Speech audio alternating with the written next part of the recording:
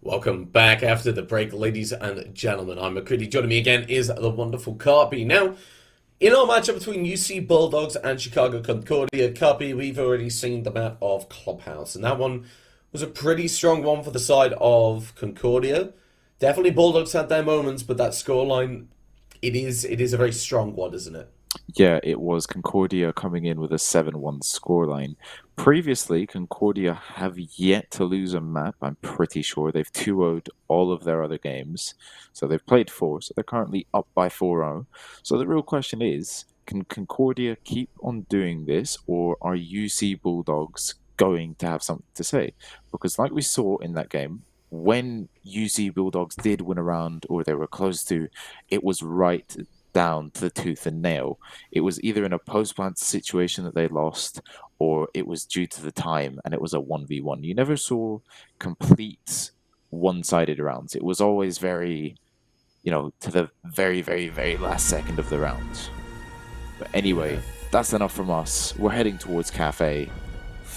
What are we thinking? Operators bans. We've seen Thatcher. We've seen Barava, which was an interesting one. We've seen who else have we seen? Was it Capcan? No, it wasn't Capcan. I totally blanked on the other two. We saw Thatcher, Brava, Cade, Cade and Azami. Ah, perfect. But the first band over here, once again, going to be Thatcher coming out from UC Bulldogs. They don't really want to deal with the deadly EMPs, even though now you do have the miniature EMPs. Might not be as impactful, but they can still do a fair amount of damage when played in the correct position and if you know how to handle it. Yeah, now I feel like having a map like Kaf Dostoevsky, you're looking towards nomads, gridlocks, and zeros. They're very Hmm. very influential operators. I mean, we saw Yeah. the importance of roaming over towards Clubhouse, and there's only two staircases on this map. But if they're used properly, then defenders can use roaming. They can use C4s from down below. No matter what they do, they can bringing those flank watch operators could really shut down a defensive lineup. There's only so many ways they can rotate. There's only so many opportunities they can have. Bringing operators like Nomad and Gridlock can really just slow everything down completely. So I'd expect to see one of them get taken down in this ban phase. I mean, it makes sense to me, but I could also see another Brava ban coming through maybe. But I'd Mm. like to see maybe a Valkyrie ban as a very impactful operator for both teams. I Yeah. wouldn't be surprised if either one took them off. Yeah, no, I wouldn't be surprised either because, like you said, you do expect the nomads, the gridlocks, the zeros to come out on this map purely Hmm. because, well, it looks like you're back staring at us as we're doing a quick little restart of the game. So I guess you're just gonna have to listen to us waffle a little more about Cafe, but never mind. Not really. We're back in instantaneously. This Yeah, time, Ram being taken off the board. yeah, I can see that just because Cafe does have a lot of like destructible floor. Like, think about it. You're playing top floor site, all of that floor can be destroyed from below. If you're playing kitchen, there are a couple spots where you can't get to them, but still, with the verticality play, you can cut off key rotates and key parts of the site just enough to make it safe for you as an attacker. Fenrir being our first defender to be taken out of the game, along with Azami, like we saw in Clubhouse. Yeah, I mean, Ram's an operator there. I think about the verticality of a map like Kaf Dostoevsky, and it is it is so influential. I mean, we you can bring a slide, you can bring a buck, and it'll be massively impactful when you look towards the verticality. That's a buck. Get them in train. They can do whatever they need to. They can shoot up. They can shoot down. Most importantly, they still have that gun there, the heart breach gadget. Those hatches aren't a problem. Very, very impactful operator. But like you say, Carpy, we are going to be taking a quick minute just to sort some little technical issues. So now's a wonderful time to talk about the NECC. Now, the NECC is a collegiate league for universities in colleges in America, and if you're not sure what that's about, well, it's about bringing new talent together. It's about bringing people who maybe play the game just for fun, or maybe just play ranked with their friends, bring them into a competitive setting. The framework's there. They can have that competitive league, develop and hopefully develop a passion for esports. And NECC, they do this with games all across the spectrum, not just Siege. They do League of Legends, Dota, Counter-Strike, Valorant. They're all very, very exciting. And if you want to keep up to date with everything, well, have a look at our social medias. Instagram, X, YouTube. It's all under the same handle, at NECC_esports. And if you're able to get involved in that, well, you can keep up to date with all things NECC. For example, we've got the Fall Open very recently, Carby, and we're looking at getting the final going this weekend. So, Of course. if you're not sure, it's an open tournament with an SSD Samsung up for grabs with cash and glory as well. The first qualifier was October the 28th. The second qualifier, there we go, November the 4th. And the finals this weekend, the 11th and 12th. Do not miss them because they are going to be very exciting to watch. Yeah, no, 100%. I'm looking forward to watching that this weekend. But That's the forfeit of sleep, of course. of course, because right now, both of us being from the UK, we are currently, it's only 15 minutes past midnight. It's not too terrible for us as of that yet. I mean, you're going to get away at 2, though. Yeah, I'm gonna get away after this game, but we do also have very exciting games coming up again, which you are going to be sticking around for, Carby, aren't you? Of course. Alongside, I believe, Joe. That game is going to be, if I can just get it up here. I believe Yeah, I do it's believe it's GCU Purple. versus St. Clair Saints in our Legends division. Yeah, so very exciting game. You're going from the Navigators to the Legends, and the Navigators very much the formative areas of the competitive esports area. Very much where teams come to develop, come to learn, like the 2 teams we see today. But then the Legends is just the flip side, isn't it, Copy? Yeah, no, I mean, I'd say both leagues definitely have points where you won't see something in the other league. So, you might see something in our Contenders League, but then you'll look to our Legends League and you won't see that in Contenders, and vice versa. Something you see in Legends, you might not see in Contenders, but you will see it back in Legends. But yeah, looking forward to it, because this is, in fact, my first Navigators matchup, and so far I've enjoyed it. We've seen Concordia be pretty dominant. The question is whether they're going to be able to stick into that as we get Cafe. We've had the operator bans, talked about the map a bit. I mean, now only really time can tell towards what's going to happen, because, Cafe, defender-sided map, and UC Bulldogs are on defense. So is it going to help them get a leg up towards... I've totally blanked here. You're going to have to help me out, really. Well, looking at the Bulldogs, I mean, we mentioned about Navigators, that is that development, it is that formative area for the competitive scene. This is what Bulldogs are looking for. They're looking to develop and improve from this, and ideally get a lot more rounds on the board on Kaf Dostoyevsky. And the one thing that I want to look for, and I want to see from them, if that is to be the case, is this micro positioning. Maybe it's just little things that you might not think of in the round. Maybe we start saying, well, you start doing a risk analysis. If you're waiting for your execute, we'll say, well, if we do this, what are some of the problems we can face? If you go for this top floor take, well, what are some of the issues? A Valkyrie is available, so a C4 underneath is very much on the cards. Or a flank might be on the board. The Kavira looking at being picked by G-Man G on UC Bulldogs. It's just little things that I want to see Bulldogs start to think about a little bit more. And it's not really a criticism, that's just a point to work on, because they've played some really good Siege so far. I know the scoreline doesn't reflect it, Carby, but they have. They have actually really impressed me with what they've done so far. Well, no, I totally agree with you. They've definitely impressed me Defenders, protect because, your bombs from being you know, defused by attackers. if UC Bulldogs were really struggling, you'd see them getting swiped each round, but they really fight to the nail. They really take it into a post-plan scenario where they take it down to a 1 versus 1. And that shows a lot about the team. You know, you can read into a scoreline, but if you read into a round, you'll get a much more, a picture that has a lot more detail, you know. And it's going to tell you a lot more about the team and how they play and, you know, how good of a team they are. Yeah.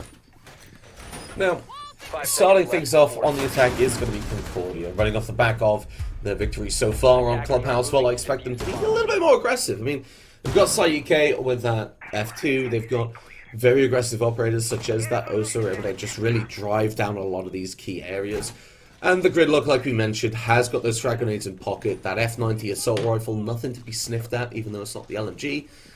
And most importantly, the ability to shut down these staircases. Now, though, you're going to see CIAK putting pressure on that white window, looks for that first gunfight, but are they aware that G-Manji is down below? Nobody covering that flank, and it means that CIAK going to have to get off that rappel very, very quickly. That will be the case, and with G-Manji focused very heavily on that white stairs, they might not be aware, can't be, of Kirito down below. No, Kirito, he's managed to walk in below, and if the Cav is aware, Ping's gonna go out, and he might... Oh, he's gonna run right in to the sightline of Kirito as he's able to pick off the first defender. Only 4 more, and then you're gonna have a round on your hands. Kirito is able to sneak up white here as he's getting droned. Pings are gonna come out. He is aware that he's able to approach cautiously and carefully, but he is able to approach up to the top of white here. Are UC Bulldogs aware, though, as Inferno sprints towards the top? He looks over, a shotgun blast comes out, but no, Kirito's able to swing, and he'll get a double kill, leaving a 3 versus 5 scenario for UC Bulldogs to come back with. But Kirito, no, he's on the triple. He's gunning for the ace right now, as he's able to pick off Beta off the board here as he scans a final pair of footprints. He's very low on health. It's not looking great, but Kirito says no, he is going to be able to get the down onto Okoye as Okoye gets the trade. But a quad kill, and is that an ace we could all Mr. Hash Browns? No, it's a double kill. So it said quad kill on my screen. Yeah, I saw that as well, but it couldn't be because we saw a very, very strong push coming up from those white stairs. Like you say, Jackal able to pick up not 1, not 2, but 3 players on the defense.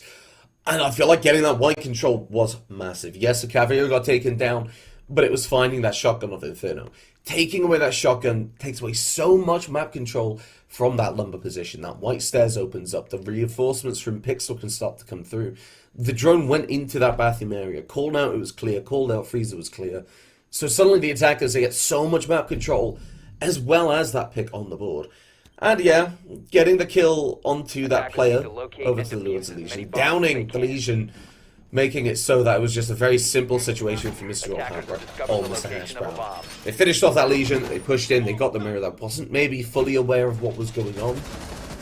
And yeah, UC Bulldogs, a tough way to start their round off, but going down to that bottom floor, I think it's still definitely doable. Yeah, I mean, it is highly, highly doable.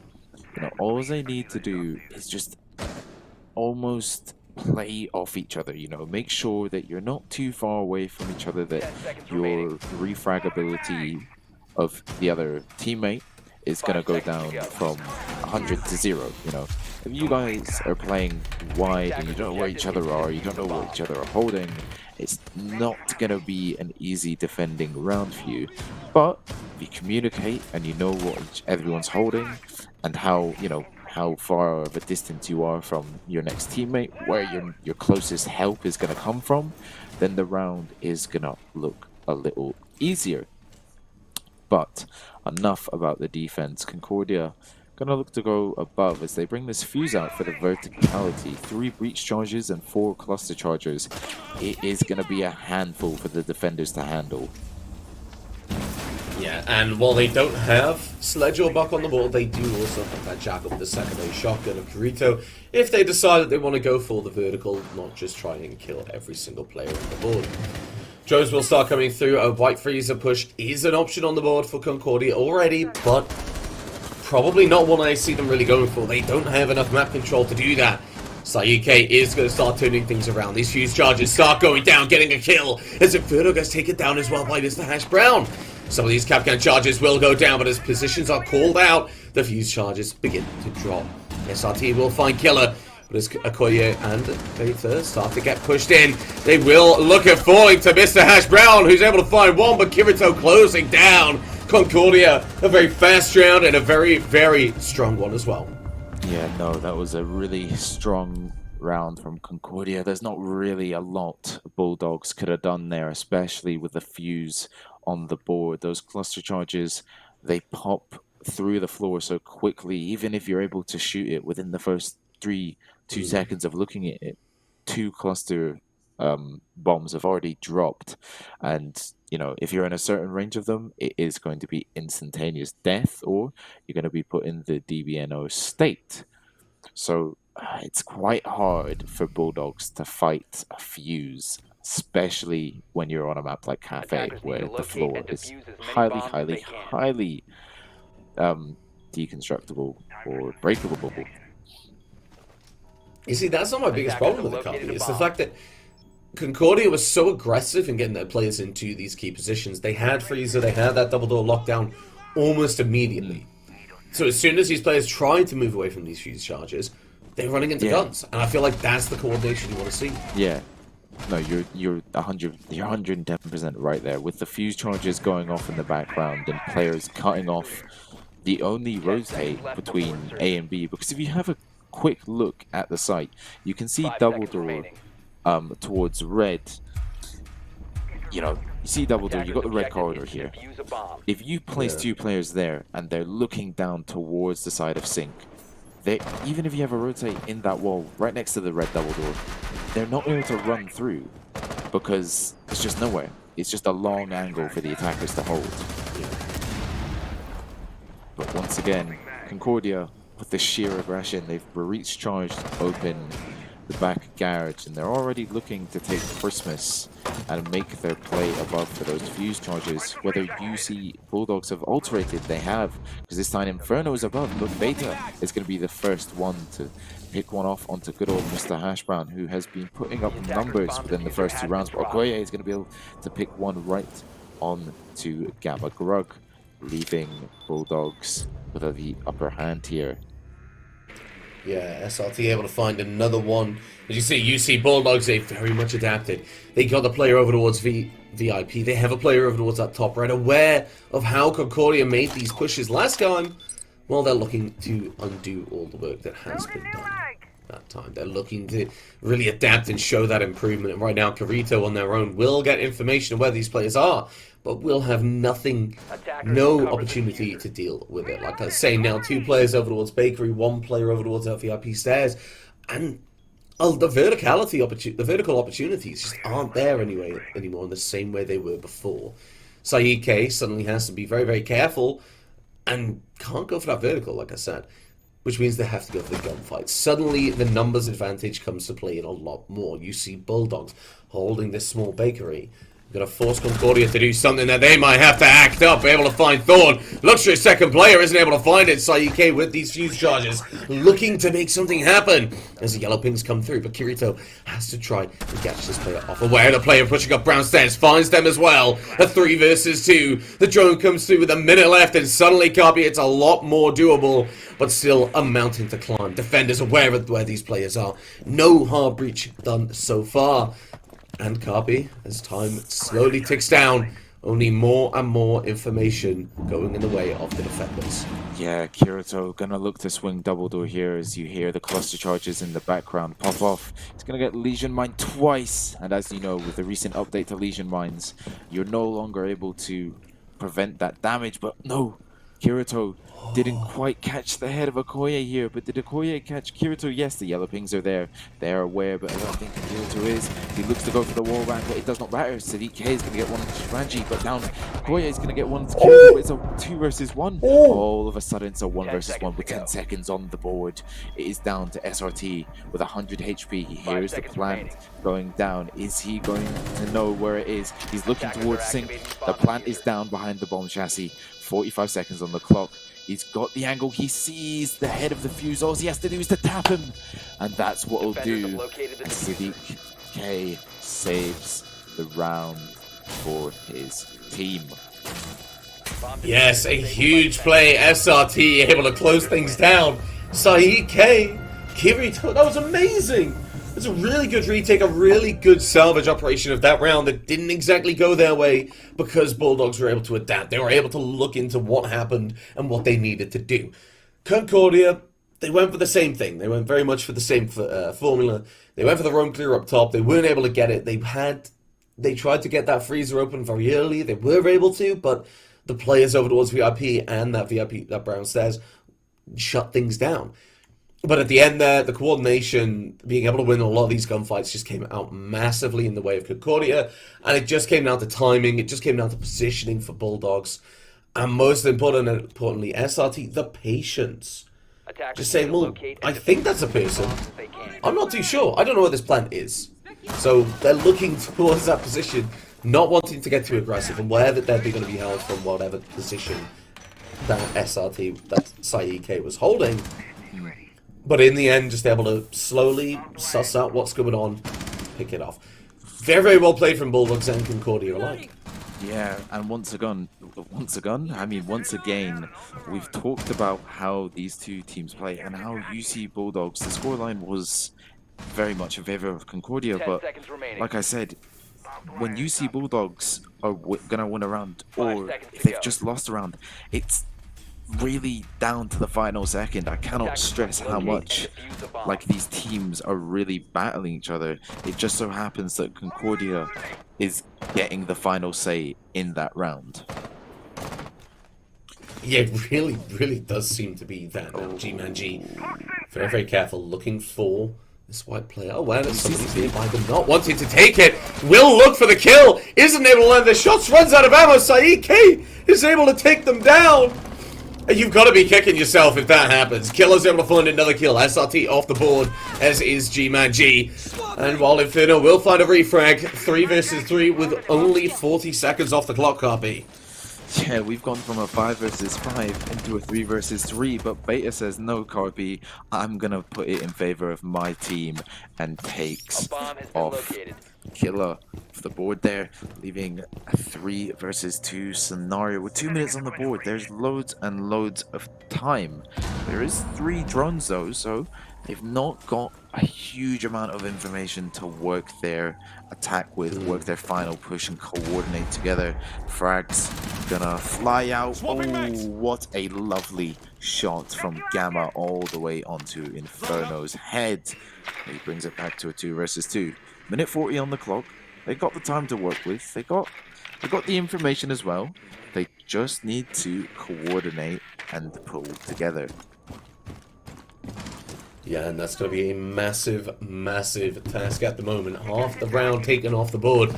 And the 2 versus 2, like you say, that top floor hold needs to be just perfect from the Bulldogs. Now, Beta playing very aggressive. Maybe not going to get most usage out of that Solace gadget as they might want, but the SMG and that secondary SMG going to do it. Gamma Grug, though, able to find a kill as Beta gets a little bit too confident and starts full sprinting. Information starts coming through. Okoye on their own. These goo mines can't be. We've talked about the importance of them. They're going to come through massively. A little bit of damage will come through, and that's Mr. Hash Brown having to take it off. Okoye spots the players, but doesn't take the shot. As the plank goes down, realizes we'll have to push forward, but the foot holds over towards trees. That's what's going to screw them over. No, the plank goes down. They're able to run through. They look for the kill, but they're not able to land it, and they'll get taken down by Gamma Drug. And that is another round for the attacking side. A very, very tense one to win at that, and a very, very good reactions once that first shot rings out. Yeah, no, I mean, talk about sound. He must have heard that shot and he almost immediately knew where that lesion was coming from. The shot rang out and his head turned and snapped onto him. So very well played from Concordia there. They're up a good couple rounds now. The question is, are they going to be able to keep on to it? Because they have been sort of struggling, whether it's in the first minute of the round or the final 30 seconds. There has been a little bit of doubt from the side of Concordia. And whether UC Bulldogs are going to pick up on that a little more, because they've been picking up on it, don't get me wrong. They have been taking those opportunities into their hands and they've played them very, very well. But if they just look into it a little more in depth, they might be able to find a couple more kills and it might swing those rounds in their favor. I like the way the Beta is using Solace. This is what I've talked about a good couple of times. Solace shouldn't be reinforcing. They should just be hunting drones. I mean, look at that. 3 drones off the board, and you still got 15, 16 seconds to work with here. He's going to go look for Mr. Hashbound, but Vigil, played by Inferno there, he's already taken the drones down, and before you know it, you're left with 5 drones. Yeah. And that's not great for your drone economy, is it? Especially when we talk about the importance of flank watches, getting that active information. It is one of those where getting those 5 drones off the board straight away really hinders your progress for that offensive round. Inferno down below yet again. I feel like Concordia, they've got to be careful of this white stairs, and Mr. Hash Brown will be doing just that. So EK once bitten, twice shy. We'll be very careful. My question is, how about the rest of these attackers? Are they going to be aware there might be more than just one Scorpion waiting underneath? Well, we'll find out. Yeah, only time can tell. Killer has got the window set up, and it's going to cut off a large amount of the top floor. Whether they are aware or not that that window is in place is a completely different story. Just under a minute has been played, no kills from either side, so we're in the even Stevens 5 versus 5. Okoya's aware, but they're going to swing in with the aggression here, but Okoya knows and he's able to pick the kill on to Killer. Beta just played his time. I'll give them a call. Yeah, the information coming through with the Jackal scans and the Dockerby information. Oh, we know exactly where that is. That ping comes through. The damage is done. Beta's off the board. Very good use of that room clearing utility from Kirito. But G-Man-G not even aware, I don't think. The yellow ping is there, but a lot more worried about that new hatch balcony. And the scan comes through. Kirito will start pushing through, but it looks like Jumanji is going to play it safe. They cannot get too aggressive. Kirito looks for the kill. He was able to find Inferno. They weren't even looking for them. And G-Man-G looks for the refrag, but isn't able to land that down. A triple kill for the Jackal again on this top floor side. The information going the way of the attackers now as Dockerby gets those cameras. They know where the ace is. But now that info works both ways. 1 minute left down on the clock. Okoye and SRT on their wands here. They've got to clutch it up for the side of UC Bulldogs to really swing them back into pulling a couple rounds. SRT just moving away at the last second, but he sees the feet of the Gridlock. He's able to do a fair amount of damage onto good old Mr. Hash Browns there, but Gamma, he's already on the plan. Okoye's going to look for the swing. They are going to double swing him, put in a 2 versus 3 scenario. Track Stingers coming out. It's going to make SRT's life so much harder as he's down there. I think... By Okoye? Wait, what? A little bit of fog of war kicking in there, I think. A little bit of blue on blue. Yeah, well... Okay. It's an interesting way to end the round. Yeah, but it's not the only thing that happened in the round. I mean, Bulldogs, I feel like their positioning when they were roaming wasn't too bad, actually. I mean, No. It just came down to Concordia doing some really good roam clearing. They had the information with the Jackal, they had the Dockerby to help out. It just happened to be the case that Vigil decided to peek. As soon as Jackal was looking for that first kill onto G-Man-G, suddenly instead of 1 player going down, that's 2, and then add that onto the Solace as well, which has already been taken down. And that round was very much won down below, I think, before they even pushed upstairs. Yeah, no, you could tell. I mean, the way that Kirito's playing this cafe game it's something to watch. You know, 11 and 4. He's putting up the numbers, and he's playing Jackal how he should be played. You know, he's scanning the footprints, waiting for that first ping to, you know, roughly get to know where the position is, waiting for the second ping to either confirm that they might be in a spot where they can get shot through the floor or the wall, or he's waiting and imagining that he's in the headspace of that defender, and he's like, okay, I've just been Jackal pinged. What's my quickest escape route, or where is safest for me right now? And he's putting himself in the mind of the defender, and he's cutting them off when that second ping strikes. Yeah, and I think that's just the key. It's learning how to coordinate with the team and aware of where everyone is, what they're going to be doing, and a pretty solid understanding of the defensive team as well. Now, we are going to see Killer back on the Monty, something we haven't seen in quite a few rounds at this point. Not since we're back on Club. Killer aware of this player over towards VIP, might not push it through, might not be aware of Beta either. Beta very much aware that there are players down below and maybe needed to play for this window. Looks like that's going to be the play, but there's a Jackal scan comes through. The attacker's going to be made aware. Beta doesn't want to go for it. They're going to look for the kill. They're going to be able to find Mr. Hash Brown. And in doing so, will open things up, if not just a little bit for the defensive side. Yeah, no, Beta with a little bit of aggression there towards old Mr. Hash Brown. He's going to be able to pick off that kill, but Inferno is going to pick off Carito, and that is going to be Concordia's star player down. But that's not to say that Concordia still can't win this round. They've got a Monty, they know how to push with him. I feel like Concordia knows, they felt it on Clubhouse, you know, they know that Monty needs to be back, and the Monty needs to back them as much as they back him. But SRT is going to swing in, and 3 guns against 1. The math just ain't going to add up, as we're left in a 4 versus 3 scenario. Monty pushing towards, but Beta's going to swing onto Gamma. He hops through that hole at just the wrong time. Monty showing a little bit of aggression, and this is what I'd like to see. Ooh, the flank. Inferno from the flank. He's going to pick one off, but he's going to pick a second one, and all of a sudden, Bulldogs are winning their second round. I definitely feel like Bulldogs have picked up a little bit more of confidence on Cafe.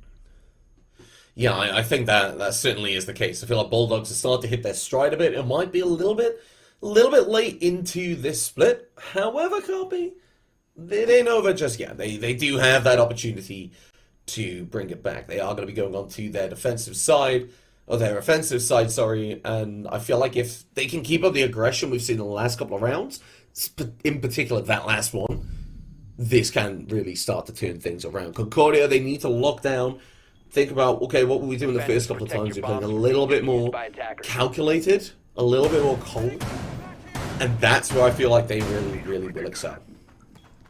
Yeah, no, 100%. Couldn't agree with you more. Now, Concordia know how to play on the attack. Or the defense. I've just switched the sides in my head for a second. But it's a 4-2 split.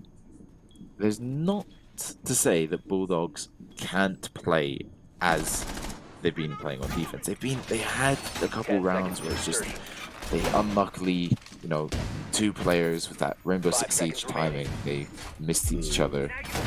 It's not to say that they aren't going to be able to win this, because I definitely feel they've got it. They've got the utility. I mean, they've got the Claymores. We've seen that Concordia is quite an aggressive team on attack.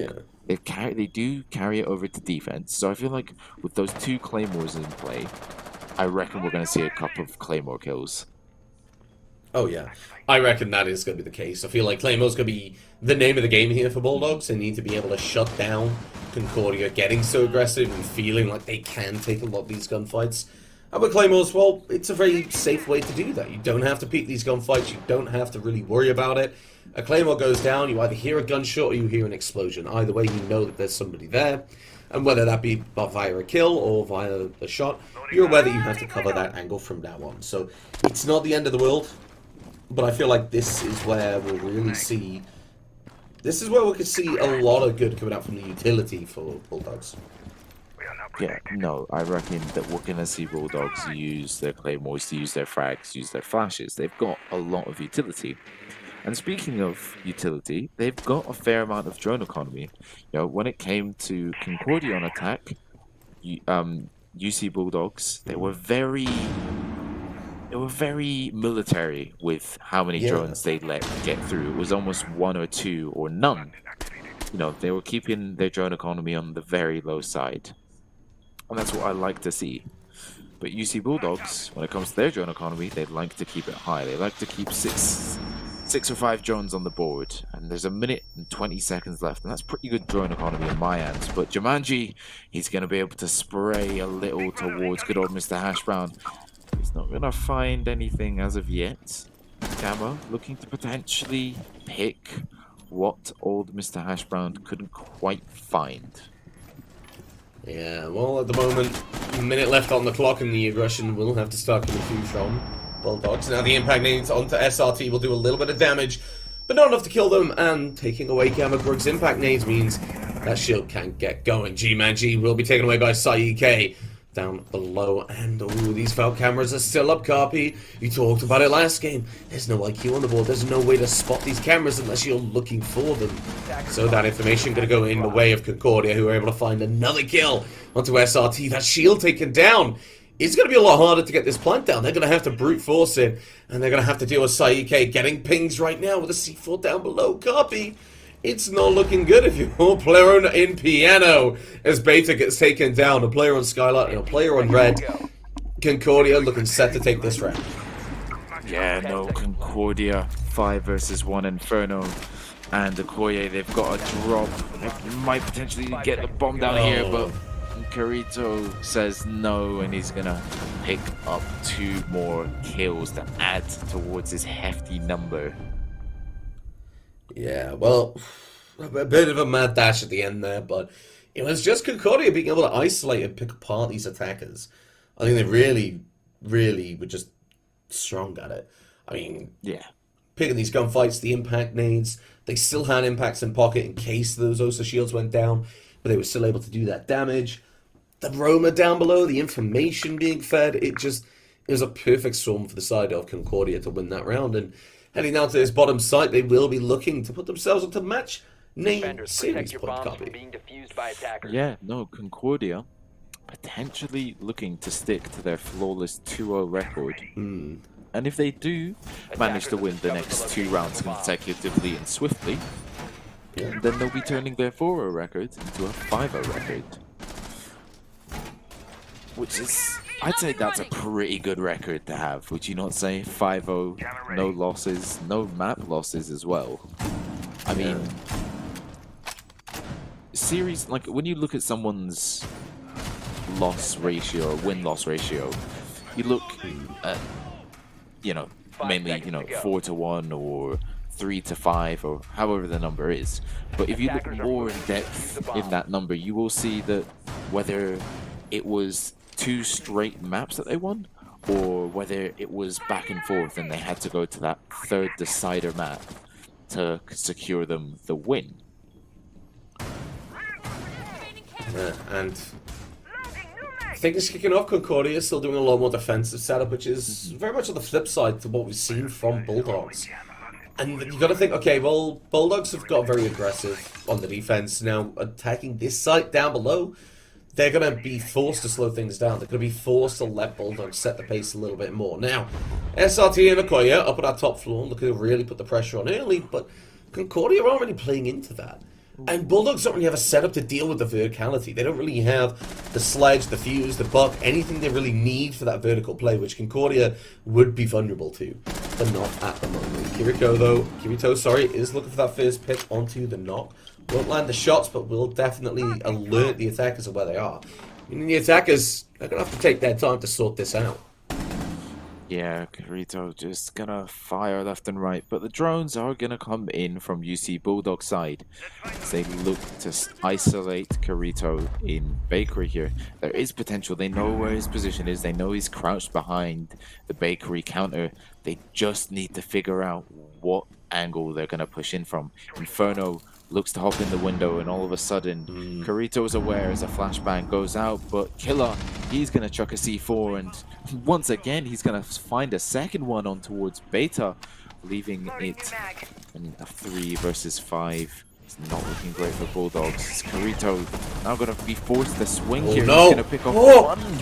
No, he's not. He's going to pick off none as Gamma is able to find one onto Inferno.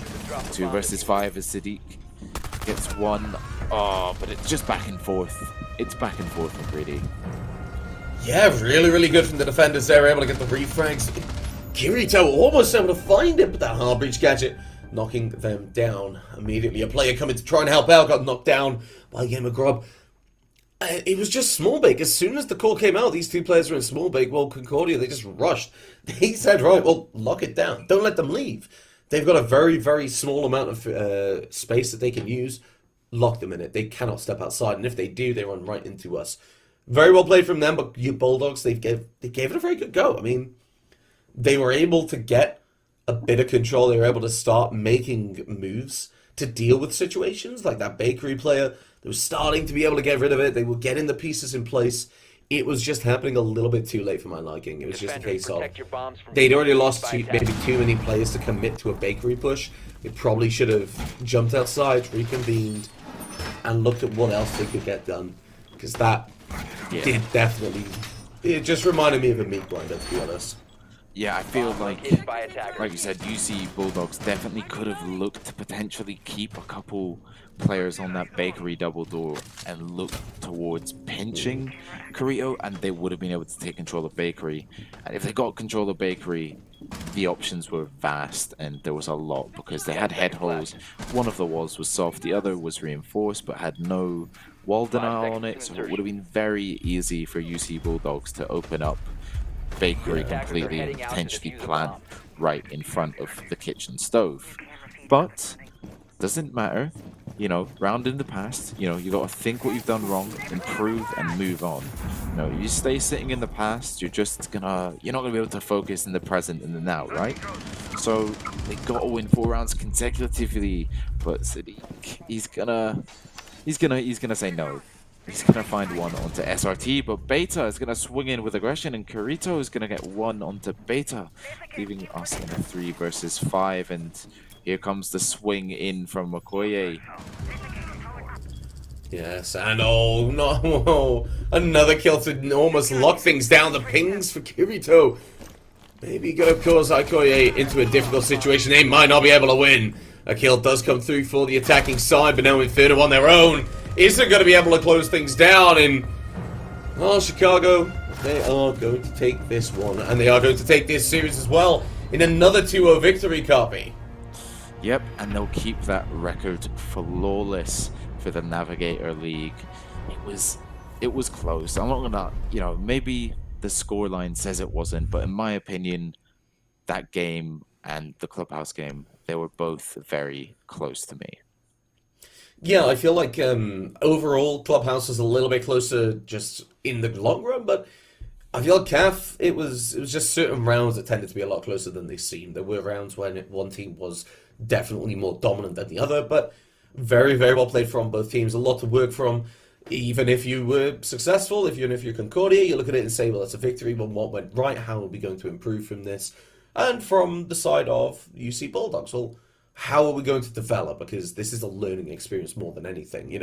We're not playing for the SI Invitationals, so how are we going to improve on this? How are we going to develop? This isn't the end of the journey by any means. There's a lot of potential on both teams, a lot of upwards momentum for both of them. I see them both going quite far. I'm looking forward to see them develop. Yeah, no, me too. But we'll only have to wait for the season to progress longer to see how both of these teams develop. But speaking of developing, we will now develop into our Legends League, and where this is, you're going to be parting us, and I will be staying on. So thanks for joining us. I've been Carpi, it's been McCready, and we hope you have a nice evening.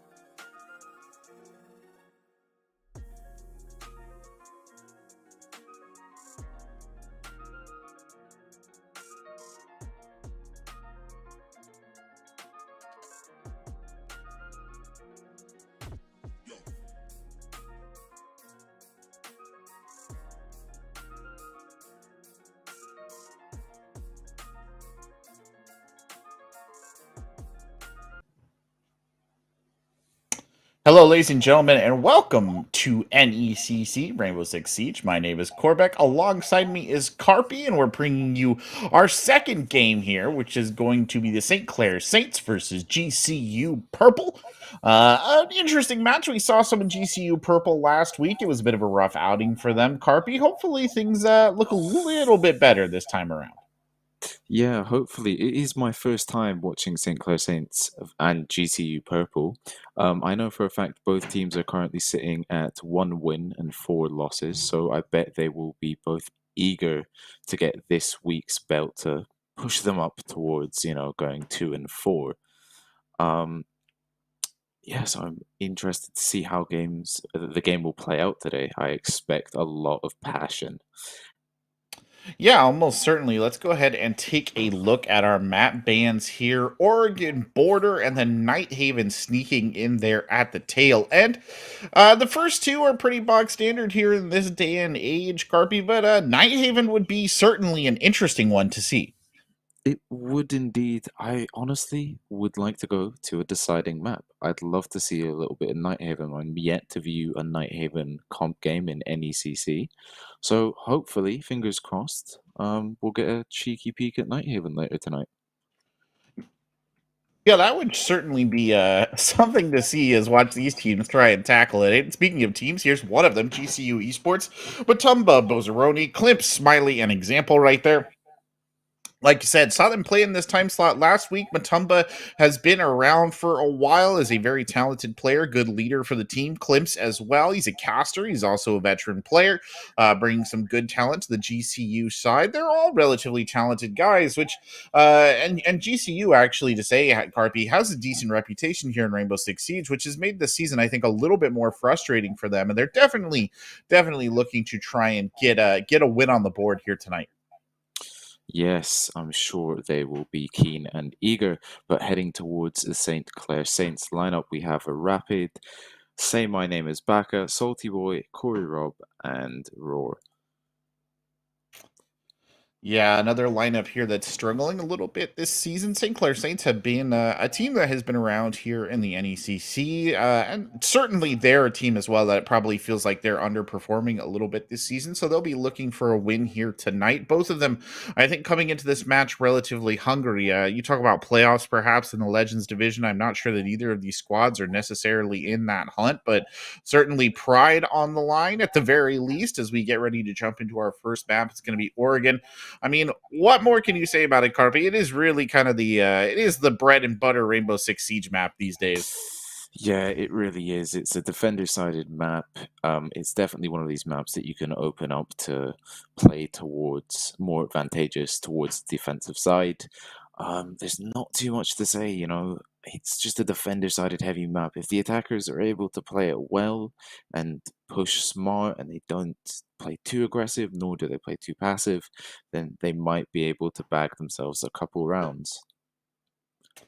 Yeah, I mean, it definitely is one that leans towards the defensive side. Every once in a while, you see teams kind of turn that on their head, right? Every once in a while, like you said, you could bag a couple. I think a 2-4 attacking half on this map is perfectly respectable, right? And that was what a lot of teams would aim for. I think, and I'd have to go back and look, I almost have a feeling, an inkling that I think we saw a GCU Purple play this last week, but I've been watching a lot of Siege with the major going on, so I might be kind of conflating my games right there. Definitely, in terms of its complexity, Oregon is one that lends itself very well to sort of straightforward gameplay, right? It doesn't require a lot of complex strats. Most people are well aware by now, Carpy, of how you play this map, the best sort of power positions to hold, the best sort of setups. It's almost become more of a matter of like personal preference, if you know what I mean, in terms of who likes this map and how they want to play it. Yeah, no, I could not agree.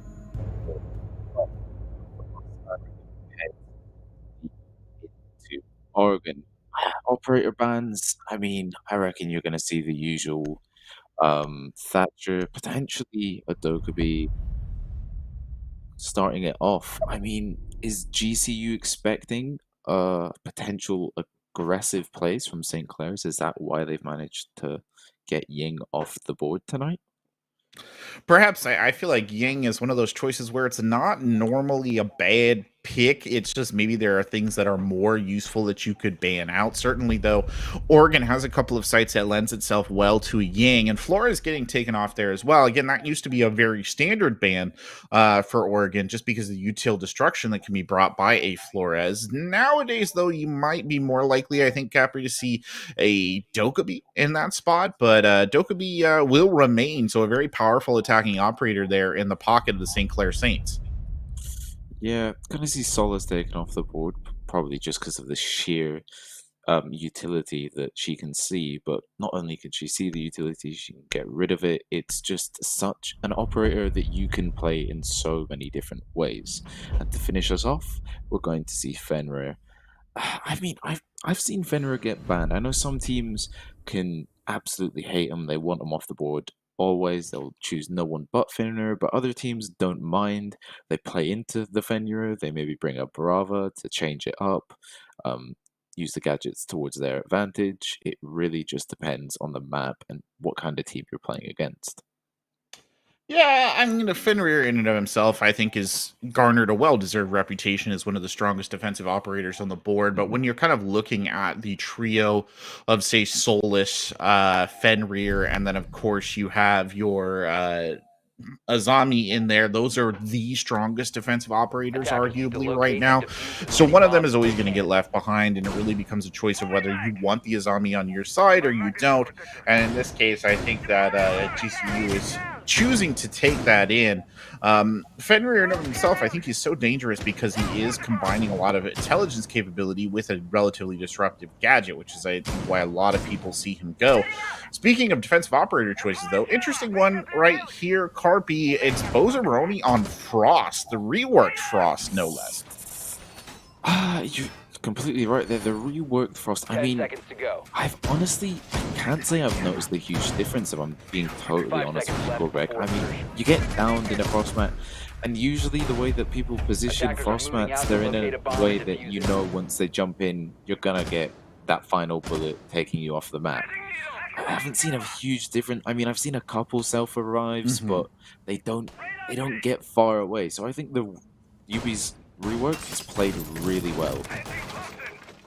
I think that's fair. I mean, I was just thinking about this the other day. I think what it's genuinely cut down on is kind of those random frost mats that were just way out in the sticks and somebody would get caught by them. Speaking of getting caught, Bozaroni finds the first kill on the frost, but it is not frost mat related, and that was Rapid, who opened up a hole in that attic wall and paid for it with their life. Good heads up play there by the frost holding attic. But I was going to say, I think you cut down the frost mats that were just kind of random. You know, like there's just Mhm. one on a window somewhere on the other side of the map, and you jump through and you die. Now you do really have to kind of use them a lot closer to where you need to be, and I think that's made all the difference in the world for how a lot of people actually do play Frost now. Yeah, it really has, and it's definitely made her more of a gadget. But I tell you who's not going to be doing much today. It's going to be Corey Roll as he's picked off by Matamba, but the Ash below, known as White Terror, looking to push the verticality and maybe potentially move Smiley out of Armory, but they're struggling a bit here. Yeah, removing the player from Armory, I mean, that's a real kind of, I would say, the linchpin right of the defense is set up that we have here. And it's why Terror, who's doing a lot of the heavy lifting, takes both Example and Smiley out of consideration there, quick as you please. And that should theoretically open things up just a little bit. You still got a lot of defensive positions to push through here. But Matumba's ability to hold in Trophy right now feeling a little less viable just because he's now going to get pushed from two directions and really going to be a chore to cover both of them without exposing himself to a particular angle of fire. Yeah, Matamba just trying to bite his time as he's got the position in Trophy. They know he Oh! spots the head of My Name is Baka and he picks up his third kill for the round. Now, Matamba versus White Terror. White Terror currently sitting on 2. He knows there might be someone sitting under the camera. He sees the head. Free fires go out from both sides, but damage is done onto White Terror as Matamba just manages to walk away with his life there. He's prone on the door, swinging left and right, but nothing gonna come out of either of these two. Yeah, just a bit of a back and forth right now. I mean, White Terror is basically in an untenable position, right? This is not a winnable setup right here. Maybe he can get lucky and pick up a kill, and he does. That's Klimps who tries to swing from a distance there. A little ambitious, all things considered, on the mute, but Matumba closes it down. So round number 1 going the way of GCU. A very solid defensive effort right there. White Terror, I think, Carby making it a little bit more bloody than it genuinely needed to be, but still, they'll wrench your back around in the end. Yeah, White Terror was really just trying to get as much as possible out of that round, even though he knew he might not be able to walk away with the win. He did still put in the effort. I do want to say, I reckon that St. Clair's might have been able to take that. I just feel like the pinch wasn't quite there. It was quite one-sided. Once we had the Maverick die from the aggressive play from the Frost Pozzeroni, we just saw St. Clair Saints. They only had managed to open up the closet breach. They didn't rotate anywhere. They managed to get control of Armory towards the later side, but they didn't try to pinch from closet and big window. They struggled a bit once they realized this is going to be a bit of a one-sided push. Yeah, it felt very one-dimensional, and that's something that I think they'll probably look to kind of repair, right, as time goes on. They tried, at least initially, like you said, they tried to open up a second angle, but it got shut down so quickly. There was no other effort on that side. And unfortunately, just kind of a matter of a little bit of a misstep in how they were using the Maverick. But, lesson to be learned. Moving on, looking ahead now to the basement defense. Matumba the roamer here on the Warden, but a very quick exit ready to go, and he's really the only presence on the first floor here from the GCU side. He's got a little bit of help with camera coverage. He's going to have Rapid to deal with. Rapid swings in on the garage door, fires a burst, and that will send Matumba back down the stairs, and the barricade goes up. And that, in general, means the members of GCU have effectively locked themselves in down here, Carpy. Yeah, I have noticed that GCU put feet holes instead of head holes, and I'm intrigued to see how this will play out during the later stages. First one to notice these feet holes will be White Terror as he approaches Freezer with a little bit of aggression. Now, assuming that St. Clair's have used their drones wisely and correctly, they will know that all 5 players of GCU Purple are sitting on site. They should be able to break down and sort of just close off a couple angles and make GCU's life a little more harder. Yeah, GCU turtled up right here. Klimps is actually going to peel back off of that elbow position. They don't need him there anymore. Matumba with the MPX and the long sightline pulls off the sights at the worst possible time, but he is going to be an absolute pain to dig out from behind that shield. They might actually be calling Corey Robb up for that process. This could be a bit of a dangerous trick to pull off, though, having to peek that there with the X-Kairos launcher. He'll kind of just play around it a little bit as Rapid actually uses the opportunity to advance. Nitro Cell comes over the top. Rapid can't get the gun on it fast enough. All he can do is watch. Now Bozzeroni swinging back to cover the laundry room door. He has got White Terror down. That's 2 members here. The St. Clair Saints fell, but they'll get one back by killing Example. Bozzeroni, though, still with the lockdown. The 2 MPXs here doing a lot of work as My Name is Baka finds one. He gets ripped apart in the freezer, and it's a quick back and forth. And ultimately, Matumba closing it down again. GCU Purple taking round number 2. Yeah, GCU Purple are really showing us how they are a coordinated team and you don't want to mess with them. They're showing us that they're not, Oregon, like you said earlier on, it's one of these maps that you can do some wild and wacky strats if you want to, but usually you will just see most teams reverting to default sites or default strats, not really expanding on that. GCU, they're not expanding on it, but yet they're doing these simple sites and maybe making the slightest change. For instance, instead of the head holes, they're using feet holes, or just editing tiny little pieces to maybe make them as a team feel more comfortable. And it's definitely working. So far, they've had 2 consecutive rounds. But the real challenge for any team on defense will always be that tertiary site. Yeah, I mean, that does kind of seem to be one of the things that GCU Purple has done very well, is their site structure has sort of confuse, maybe slash intimidated the St. Clair Saints. You notice that there's a wall a lot of the times, a metaphysical one, let's say, where St. Clair Saints kind of hit it and then they just don't know what to do after a certain point.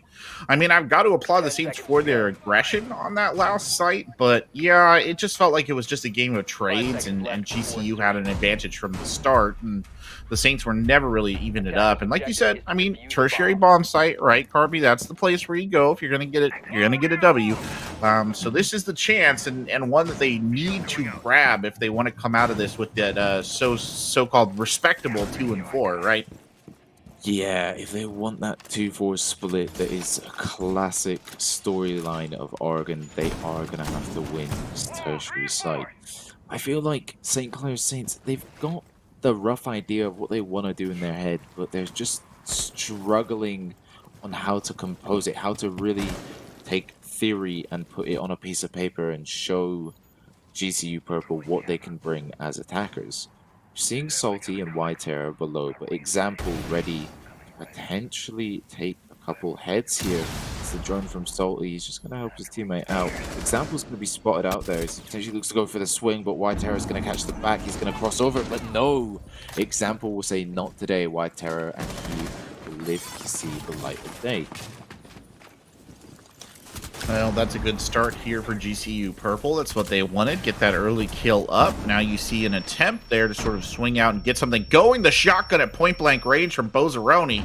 He'll find another one. It's Rapid taking down. And Bozaroni's position is a little overextended, but the members of the St. Clair Saints have really bunched up. That's working out for them, though. Salty Boy and Corey Robb both jumping in and getting kills. Smiley still on the top floor. Might need to reposition here, but Bozaroni with the shotgun at close range gets one more. Example swinging back in towards Meeting Hall, and that's an angle you wouldn't necessarily expect as Bozaroni bites off more than he can chew. Baca securing the kill right there, and now the two of them are going to push forward together in tandem. Example swinging, gets one. Example runs away. He nearly gets clipped by the second. And Corey Robb, the only one left alive here for the attacking side. I think Example might have a 4-leaf clover in his pocket, because that's twice now he's ran across the line of sight of the enemies and he's managed to get away with it. Corey Robb, let's start to plan. He's going to be able to pick off Example there, leaving him in a 1v1 scenario. Just under a minute on the board here. He is unaware of where Smiley is. He's going to attempt the plant. Smiley now looking to push towards kitchen corridor. Corey Robb gets off the plant. He's back on. He's being a little indecisive. He's not too sure on and off. He's waiting for that sound call, those footsteps to come close and near him, but nothing's going to be heard. Smiley's going to quick peek. He sees the backside of Corey Robb. He's not quite able to hit him. Corey Robb now looking to stick the plant. Smiley not going to push, but that's it. The plant is down. A post-plant scenario is in the play now. And Smiley looking to just quick peek those doors. He's worried that Corey Robb might have rotated into B. He's just unaware of his position. Both these players blissfully looking at each other, but yet just unaware of each other's presence. He's going to go for the rotates.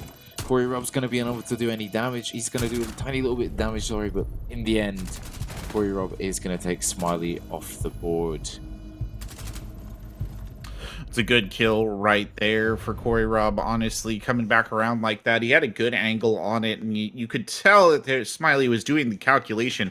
He just sort of misplaced his shots right there when he went for the wall bang. Unfortunate there for the side of GCU, but as you said at the beginning of all that, Carpy, perhaps not entirely unexpected that they would not be able to pull the tertiary bomb site. So back up, we will go to dorms in the main hall as we regroup on the top deck, and GCU probably feel a lot more comfortable up here, all things considered. A slight variation in their lineup this time. Mozzie making an appearance, which is not something I think we saw last time. Legion and Frost will remain, though, as per their last defensive endeavor, and of course Matumba sticking with the play of the Thorn. We'll see, really, if the St. Clair Saints have picked anything up over those last couple of rounds that they can maybe bring to bear here on round number 4. Just looking at it, Carpy, I mean, you're adding the grid block now. I think they had Gritty on the last round, too, but certainly a bit of an interesting addition to the attack. Yeah, no, I feel St. Clair Saints, they almost didn't get away with that round. Luckily, Koirov was just sort of locked in and he was centered on what he was doing. We did see, right as Smiley walked through the rotate, he did a bit of damage, but you saw him, you saw the player, you sort of just saw him a little bit almost panicky in the scenario that he was, just because he thought he might have downed Smiley or done a lot more damage than he thought he did, but he didn't. But nonetheless, we're on to round 4. The tertiary site has been played, and St. Clair's are potentially looking at picking up that 4-2. White Terror is maybe potentially aware that Smiley's sitting above him, but just going to sit and wait and watch that vertical angle he's just made. Yeah, White Terror, I think, is remembering the position of Smiley from the last time they played this defense, and the GCU Purple side has not made any significant changes to that particular aspect. And certainly, White Terror will take advantage of that. The frag grenade finding Smiley, so that linchpin position there of the defense is taken down. Matumba, now forced to play a more difficult angle here, will make something out of it, though. Catches a headshot onto White Terror. Well done right there as Matumba swings back and looks towards the master bedroom door with that pressure off on the left-hand side, at least for the moment. But it can be a little bit more rapid. Meanwhile, has had a lot more success this time of shoving his way down through the attic. As Bozzaroni potentially considers using the shotgun, but will instead go for just walling the attic off, changing the site structure just a little bit here in the mid-round. Yeah, they've managed to get the breach open, but the question is, have they got a secondary way to rely on here? Have they got control of Army? They have got control of Attic, as Rapid says hello, peeks his head, and he's able to get Matumba, but Bozzaroni's going to get 1, 2. Is he going to be able to pick up a third? But I tell you what, Baka's going to come back, and he's going to secure 2 first team, and it's all down to example. He can easily clutch the C4 on the board. 1 versus 2. He just needs to isolate his ones and then move forward from there. He's going to get droned out. Spray's going out left and right. Little hesitant towards where these players are. He does have a rough idea where they're going to come from. But is he going to be able to land those shots? No, as Corey Robb says, I'm gonna show my team and I'm going to make sure that we persevere and push through as we get another round. Yeah, good adaptability from the Saints right there. The double push in through the one side, better than the split in that case. It really allowed them to find that final pick. And a rough end to the round there for GCU Purple, but some of the key defensive wins that they had on their previous round of dorms did not come through right there, right? Like the armory position of Smiley, that was taken out relatively early. Bozzaroni's hold on the attic was much more minimal. I mean, the classic issue of the attic defense when you wall off that rotation, which is what Bozzaroni ended up doing, is that you do allow Rapid to kind of sneak up if he's not adequately covered, and that was unfortunately what happened. Back down to the basement they go here, Carpy, and you have to wonder a little bit whether or not they can repeat that kind of run back magic here again, or, you know, will the Saints be stifled once more? Yeah, I mean, from GCU, we've not seen a huge roam game. Like you said, I mean, I feel like Up the Stairs is one of these sites where you've got a lot more adaptability compared to the basement site, where you've not got as much adaptability, you know. You've not got a whole lot you can change around or mix up, but compared to Up the Stairs, you know, we've seen GCU twice now. They hold on to trophy with their lives. We saw it successfully play off the first round, but then round number 4, they just held on to it, even though they knew Attic had been taken. I feel like you need to be aware of your surroundings. You know, Attic's been taken, you've got no way of rotating, you're unaware of who's in main, you know there's people behind you, you know there's people pushing from the bedroom. I just feel like, is Trophy the best hold? Or maybe potentially looking at editing it, or just get a roam game going, potentially throw off St. Clair Saints? Yeah, it's entirely possible. I mean, the roam game, I think, would honestly really help as an adaptation They're not doing it this round, but that is something they should probably keep in mind for round number 6. And here comes White Terror on the Twitch drone, doing what Twitch drones are naturally inclined to do, taking out that Black Mirror. And maybe, just maybe, that'll set up a little bit better of an attack here. Freezer, very much the heavy focus here. Salty Boy kind of sneaking in, just looking over towards the E-box hatch, waiting to see if they can catch anyone looking. Example, meanwhile, holding out. Now Klimps on the double back here to lend some support when it becomes apparent yet again that the elbow will not be touched. The Gone 6 out in the hands of Rapid, and through the smoke, Matumba finds the kill. The power of the Warden glasses there coming in big. Matumba will actually reposition here, just changing up that shooting spot a little bit, Carpy, to see if he can catch someone else off guard. Yeah, Matumba really just saying don't mess with the glasses there. As he held that angle, the smokes came out, and Matumba was like, this is my time. I hear the music. He proved to us that he did. White Terror going to push in here. He's going to take a little bit of damage. He's going to be able to get rid of a smoke canister there, sorry. As Corey Robb is able to pick off Matumba, and then right back, Klimps. He's going to get one right for his team, and he's going to be able to reclaim that shield, and that is going to be a major win for GCU.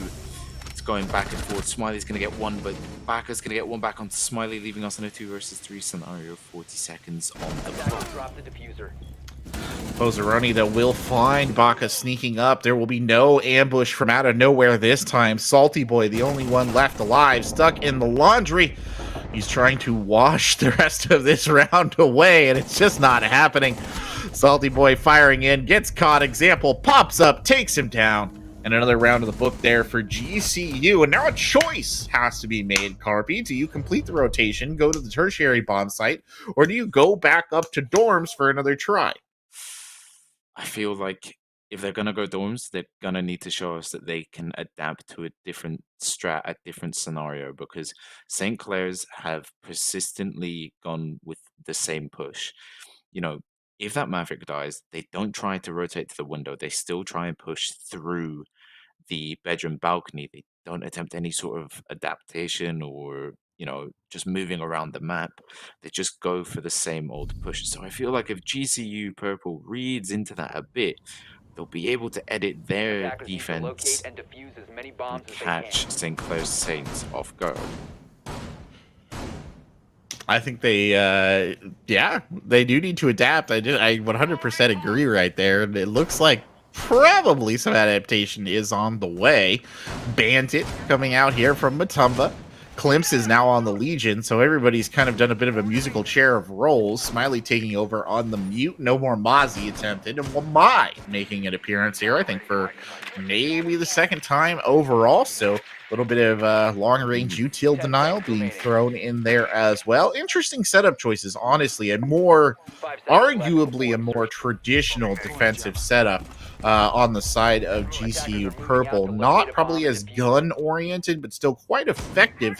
I think the hope probably being, Carpy, that they can just kind of burn away some of the util that St. Clair Saints have and just sort of, at the same time, burn away time.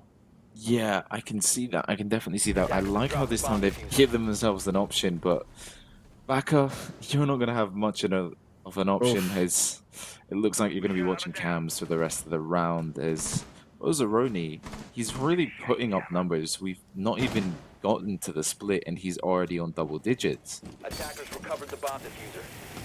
Yeah, and it's a big day right there for the double digits of Bozzaroni, who's been an absolute fragger. Smiley, though, falling yet again to the frag grenade of White Terror. You'd think that he would have learned. There's a little bit of adaptation that didn't come through, I guess, but evolution happens in leaps and bounds. Bozzaroni sealing off the attic. Hopefully this time they won't be caught looking by a sneaky Rapid who's going to try and get up in there and cause some issues. Klimps bravely holding on over here in Dorm's main hall. Go ahead and open up a little bit of space for himself to rotate if he so needs it. The first EMP grenade coming down from Corey Robb, and it really is just a shifting of the lines here for these two teams. Layers being peeled away from the defense. Yeah, as Klimps and Terror both pick up one, as Terror's traded out, though, by Klimps there, leaving us in a 3 versus 3. Just under a minute and 25 seconds on the board now. It is the final round for GCU on defense. They really want to secure themselves that round, as Matumba says goodbye to Salty Boy and gets his team that upper hand. Corey Rob very low on HP as he looks to potentially swing through the door. There's no sign of the push or the execution coming out just now, but here we go. Rapid's in the building. He is taking damage, and that Legion Mine is only going to hurt him more and more, but Rapid's going to be able to trade one out, and Matumba's going to get one onto Rapid, and all of a sudden it's down to the famous Corey Rob in that 1v1 scenario.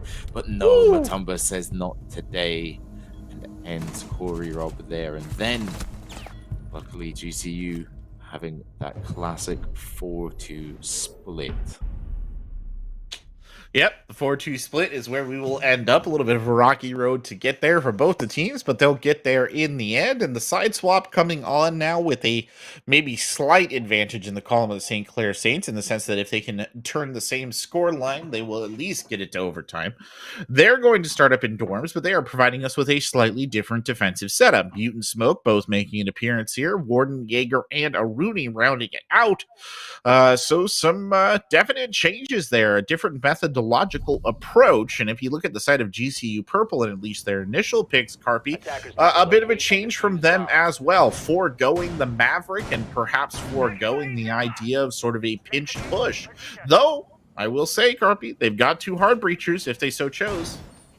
Yeah, if one of them gets picked off early, like we've seen, GCU, they did a couple Swamp Peaks, they picked a couple of Sinclair's players off early a couple of times, but now they've got two hard breachers to work with. That's twice the angles to worry about, and not particularly good if you're on defense. But I like the fact that they're taking a Thermite. What can I say? I like to keep it OG. You know, I remember the days when someone would mention hard support, and what would pop up in your head, it would be the Thermite, right? You wouldn't really think of Maverick, you wouldn't think of Habana. You know, it would just be the Thermite. So I like the fact that they're keeping it OG, and they're bringing Thermite back on the board here. Now, whether they know how to play Thermite, that's a completely different story, and only time can tell. Fair. I mean, Thermite works perfectly well here if you use him correctly, right? Coming into the attic is a good Thermite position. The Ace better suited perhaps for dealing with the master bedroom, kind of wall closet open. But, you know, like you said, do they know how to use them? That's an example who drops early. The Lion Ping did go out, I think, before they lost him, but they still lost him. Good early shot right there from Rapid, I believe, to secure it. And they're going to use the Thermite on the closet wall. They just bull rush this. Matumba in and out like a shot. Gets that wall open, and he's fortunate in the sense that no defenders were paying too much attention towards that direction. They could actually probably move up here and relatively quickly secure Master Closet. And what about that? Corey Robb with the long bomb on the Nitro cell. I don't even know how he found Matumba with that. Ridiculous stuff. What a toss coming out from there. He sent that flying. I mean, the arms on him. Corey Robb, pat yourself on the back, because I reckon you might have just got your team this round as he's popped them up another player, but I might have spoken too soon as Klimps is going to be taken off the board, and it's only securing St. Clair's round more and more. Ozaroni down to look to open attic, and we're well into this round, so I feel opening attic, it might be the last resort. I'm a little confused to why this might have not happened earlier, but maybe they had different ideas for the Ace. Ozarodi swinging in through the attic. He's going to run face first in the Salty Boy if he's not careful, who is militantly holding that angle. Crosshair at head height and everything, just what you need. A couple of taps on the barbed wire, giving it away, and there's the smoke grenade out and in, and that will give them some pause, I think. Double smokes coming out right there to slow Bozaroni's roll. Just time wasting off the clock from Bozaroni. And there'll be a third smoke in there as well as an impact EMP, or is it just a regular EMP, comes sailing in right there. That might have actually temporarily disabled the smoke grenade.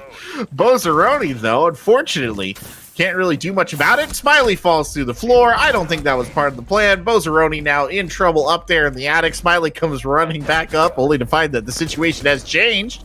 He gets one, nearly gets two, but he's in a 1v3 with about 6 seconds left on the clock. He's got barbed wire to get through, and some Rooney gates there as well. Double shot at angles, and Corey Robb secures the kill.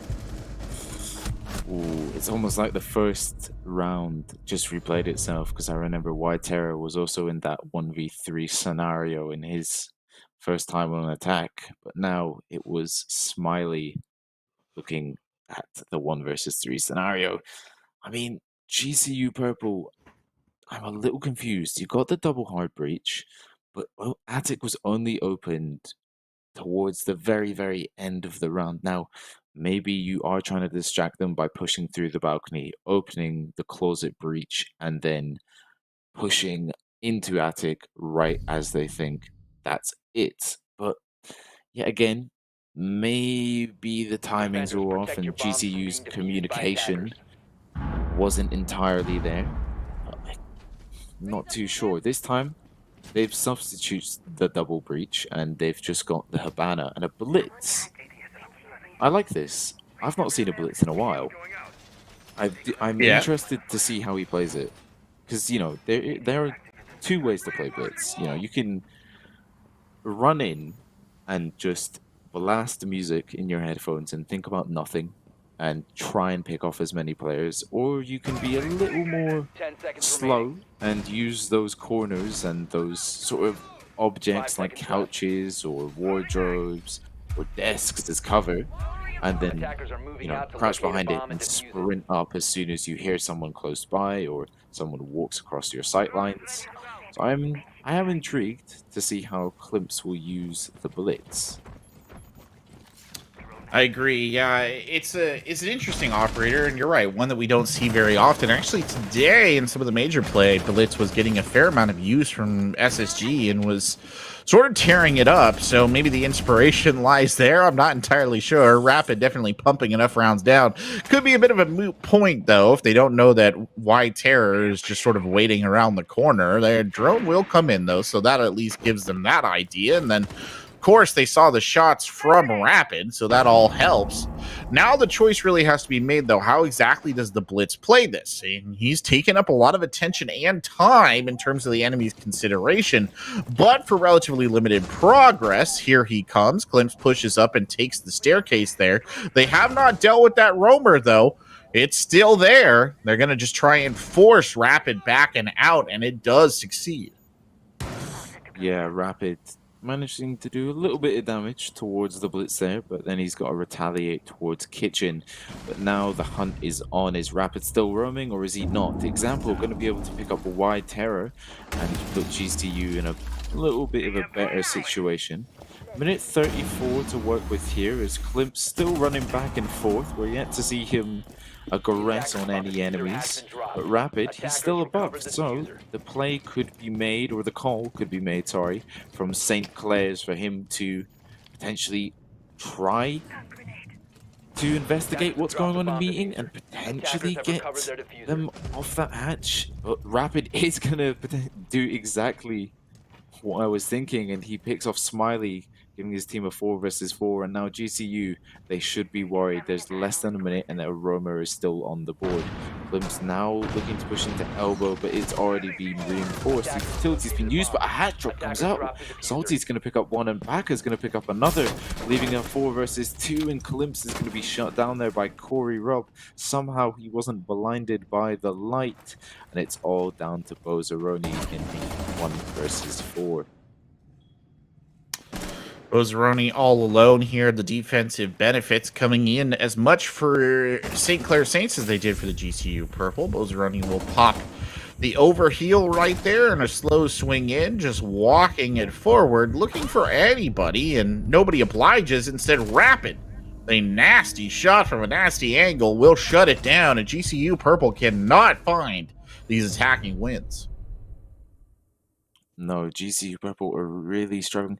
I feel like they know what they want to do, but they just sort of need to coordinate a bit more and work along with the time period, the time frame that they've got. You know, you've got 3 minutes in a round. but you've got to divide those 3 minutes into a lot of different categories. You got to divide it into clearing rumors, investigating the site, the setup.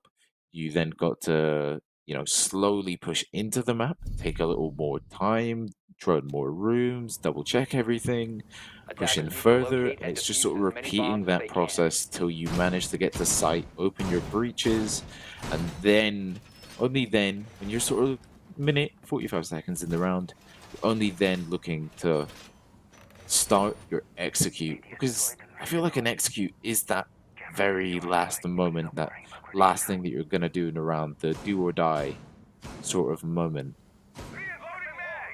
Yeah, no, I agree. And now a real test here for the GCU purple side, right? Because this is now, you gotta win 10 seconds this to go. tertiary bomb site. As much as it was imperative for the St. Clair Saints to 5 seconds kind of left eke out a before insertion. tertiary bomb site win, it is now imperative on the side of GCU purple Attackers have located that they a bomb. find the tertiary Attackers are bomb moving site to win. defuse You the do bomb. not want the St. Clair Saints to go up 5-4 on you if you can avoid it. So the pressure on here, and we'll see what the GCU side brings to the table.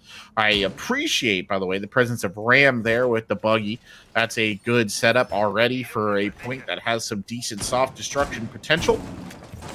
They've got the sledge in there as well, so really, and also the Matumba right there with those sort of breaching charges. It's a very top-down oriented defense coming out here, or top-down oriented attack, I should say, coming out from GCU Purple. Yeah, I mean, we saw when St. Clair's was on the tertiary, it was almost a completely opposite attack, but White Terror is going to pick one onto Matumba there. But just like I was saying, when we saw St. Clair's do the tertiary, but I'm not going to be able to speak, am I? Because Klimps is going to pick one right onto Rapid and put us right back where we started in an even Stevens scenario, 4 versus 4. Klimps, though, he knows that Smiley is up here. Sorry, White Terror is up here. Is he going to be able to get the kill? No, he's going to be able to drop the hatch and flee towards safety.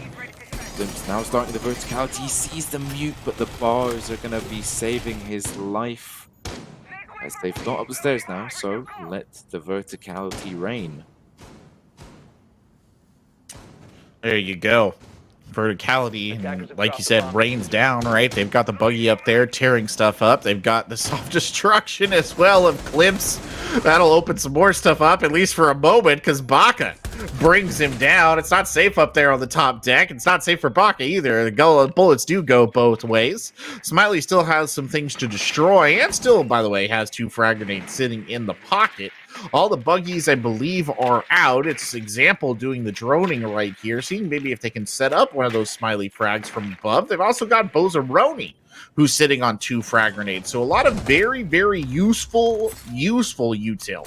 Bozaroni, though, very low, forced to use the stim boost right there. As Example will pick up the diffuser. Still a couple of members of the St. Clair Saints in defensive positions, and out comes the buggy. I thought they were all gone, but they've still got one left in the tank, and this is putting a lot of pressure here on Corey, Rob, and Salty Boy to continue to hold these positions. Yeah, the plant is going down from Example, and I believe Bozaroni is holding him from all the way. You can just see him in the back of dining there. But Corey Rob, he's going to go close. Salty Boy's going to be able to pick up Example. Corey Rob, you almost lost your life there. But he sees Smiley above. Smiley looks to go for the drop in towards CC. But he's got a good plan. 7 seconds on the board. Corey Rob's going to swing him and get Smiley. It's a 2 versus 1 scenario, but no, a 1 versus 1, and all of a sudden, the time has run out. Bozaroni is unable to find that final kill to secure the round for him and his team. A bottled attempt right there by the GCU Purple. No other way to really cut that, in my opinion, Carpy, because they should have had vertical coverage right there on the plant, and they just could not seem to find it.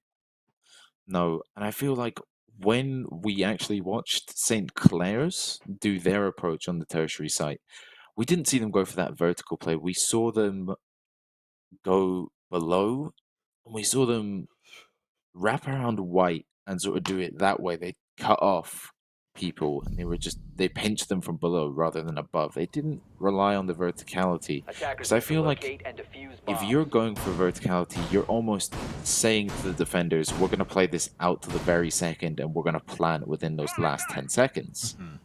And if you're a defender and you read into them destroying the floors, you're like, okay, they're probably going to plant default here. We need to bite our time, and we just need to hold the correct crosses, the correct angles, have each other's backs, and we will win. You know, it could be a 2 versus 5, and there will be 10 seconds on that board because they've spent, 2.5 minutes just trying to 10 seconds get left. rid of everyone in that A bomb site or that B bomb site and evacuate 5 them out seconds just to so go. they can potentially move in from a doorway. Attackers' So I feel objective is to when you locate a go on bomb and defuse it. verticality, you've got to be, in the right mindset. You've got to be, what's the word I'm looking for? Secure, confident. You've got to be confident in what you're doing. Yes. Yeah, no, I agree. You do have to be relatively confident in what you're doing in order to sort of make it work, and that hesitancy, I think, is what caused some major issues. Corey Rob there blasting out panels on the drawer. I'm not sure exactly what the plan was there, but maybe we'll see some insight into the strategic mind. But Tumba going to go ahead and blast open the wall of Armory. No Armory contest, by the way, from the side of the St. Clair Saints. Not something that they particularly worry about. So Matumba has some free reign to play with coming here up those Armory stairs. Corey Rob still holding that position, though. SMG 11 in hand, but the wall behind him leaves the Master Closet has gone. Baka there swinging out on the look, though, trying to catch anybody who runs in, and we have seen the propensity from the GCU purple side to do that before. Yeah, and this time GCU Purple, they've once again only taken the single hard breach, not even a Maverick to back them up or potentially look for the push, but they don't need anyone else, as Klimps is going to be able to take Corey Rob off the board there and put his team in a little bit of a better place. But Rapid below, no. I mean, jeez. That was a close one there, Rapid. But many kills have flown out from both sides as Bozaroni is able to pick off Rapid, and all of a sudden we're in a 2 versus 2. I mean, there was just so much that happened within those 10 seconds there. Yeah, and we're back to this 2v2 scenario, and it does feel like GCU Purple, given the amount of consideration that has gone into a lot of their executes, should be avoiding situations like that, but they just can't seem to stop themselves from ending up in these 2v2s or even these 1v1s, and it's a 2v1 in favor of GCU Purple. Will they be able to turn it around here? Terror, with his 10 kills, is holding strong here on the top floor. He'll pop the Warden glasses, and he's got his gun lined up, and Bozaroni walks into it. Diffuser is down, but Matumba swings from the other direction. It's unseen. The kill coming in fast there on Wide Terror, and GCU Purple winning a critical round as we move on to round 11 here. These two teams neck and neck right now, Carpy. Yeah, they are really fighting. Like we said earlier on at the start of the match, both teams are currently sitting at 1 win, 4 losses. So they're gonna be eager, as it's week 6 now, I believe. They're gonna be eager to get that win and just bump them up a bit on the leaderboards. But in that post-plant scenario there, Bozaroni played really aggressive, almost unnecessarily aggressive, and it had my heart jumping a little bit, to be honest with you, Corbeck, because you don't need to be that aggressive. Like you said earlier, we're talking about the major, you're talking about the blitz plays. If you have watched the major, or if you watched any, whether it's NAL, APAC, LATAM, or EUL, or MENA, you'll look how people play the post plants. They'll play it so passive. It's almost like they've ran out of the building, but they're not. They're watching each other. They know they're putting that defender in that position. In that 1 versus 2 scenario, they're putting that defender in a position where if he kills one, he's 5 seconds to go. going to get killed by the other. I feel like Bozaroni, he swung where it wasn't quite necessary to. Just, you got to be careful with those post plants. Yeah, I agree. And the post-plant situations, sometimes people just bottle them a little bit. I mean, the pressure does get to you, and there's a desire there to kind of secure the kill, and a little too, free and easy probably is the story there for Bozzaroni. But I mean, lesson learned, hopefully, and they'll move on to their future rounds here. I mean, we're trying dorms again, so St. Clair Saints obviously feel relatively confident in their ability to hold that bomb site, and admittedly, I can't blame them for that, Carpy. They did manage to get it down to the 2v2 before it all went sour. They very nearly won that one out. Yeah, no, they did very, very, very nearly were able to take the round there. Klimp's going to take the ace charge off the board, and now the wall is going to start to open. Example, going to take a little bit of damage there by the DMR, but Rapid is going to be able to take Tumba off the board. He's playing all the way in tower. He's got a long angle to hold there. He does have a long angle to hold. It's not the most favorable one in the world. Smiley there, checking the windows over on the side of Big Tower as well. Doesn't want to get caught looking. Of course, there is a mute player just sitting there with a shotgun, waiting on the other side of the trophy doors, and that could be relatively unfortunate. You've also got Terror there with the deadline on the MPX, and it's going to be somebody who gets shot, and it will be, wow, why Terror gets caught by Smiley. Did not see that one coming at all, if I'm being honest. Smiley now trying to peek, but here comes Rapid up the backside. Rapid finds two, and that surprise attack by Rapid doing some serious damage right there is now Klimp's on low health, tries to get to work. He forgot to finish the reload, so he only fires the one shot. He had an open kill, and he gets taken down in trophy.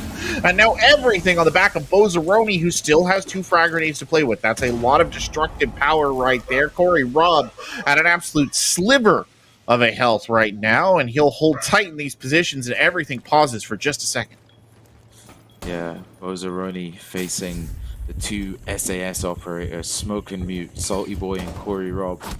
Corey Robb, like you said, he's on a slither, but that doesn't matter as he's holding close with the Mossberg, and boy, would you not want to be close to a Mossberg, I tell you that.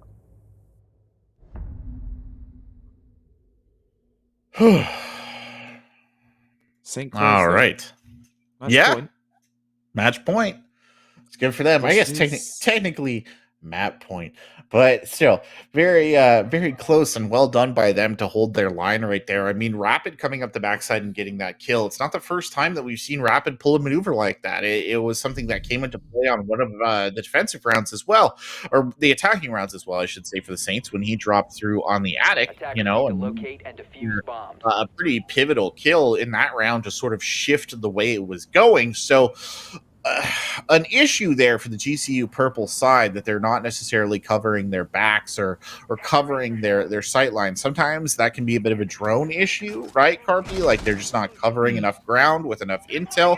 But it's something that even if they do somehow win this map out, and it's going to be a hard ask because you're going to have to attack basement, but if they do win this map out, that's something that they're going to want to look at when we move on to border.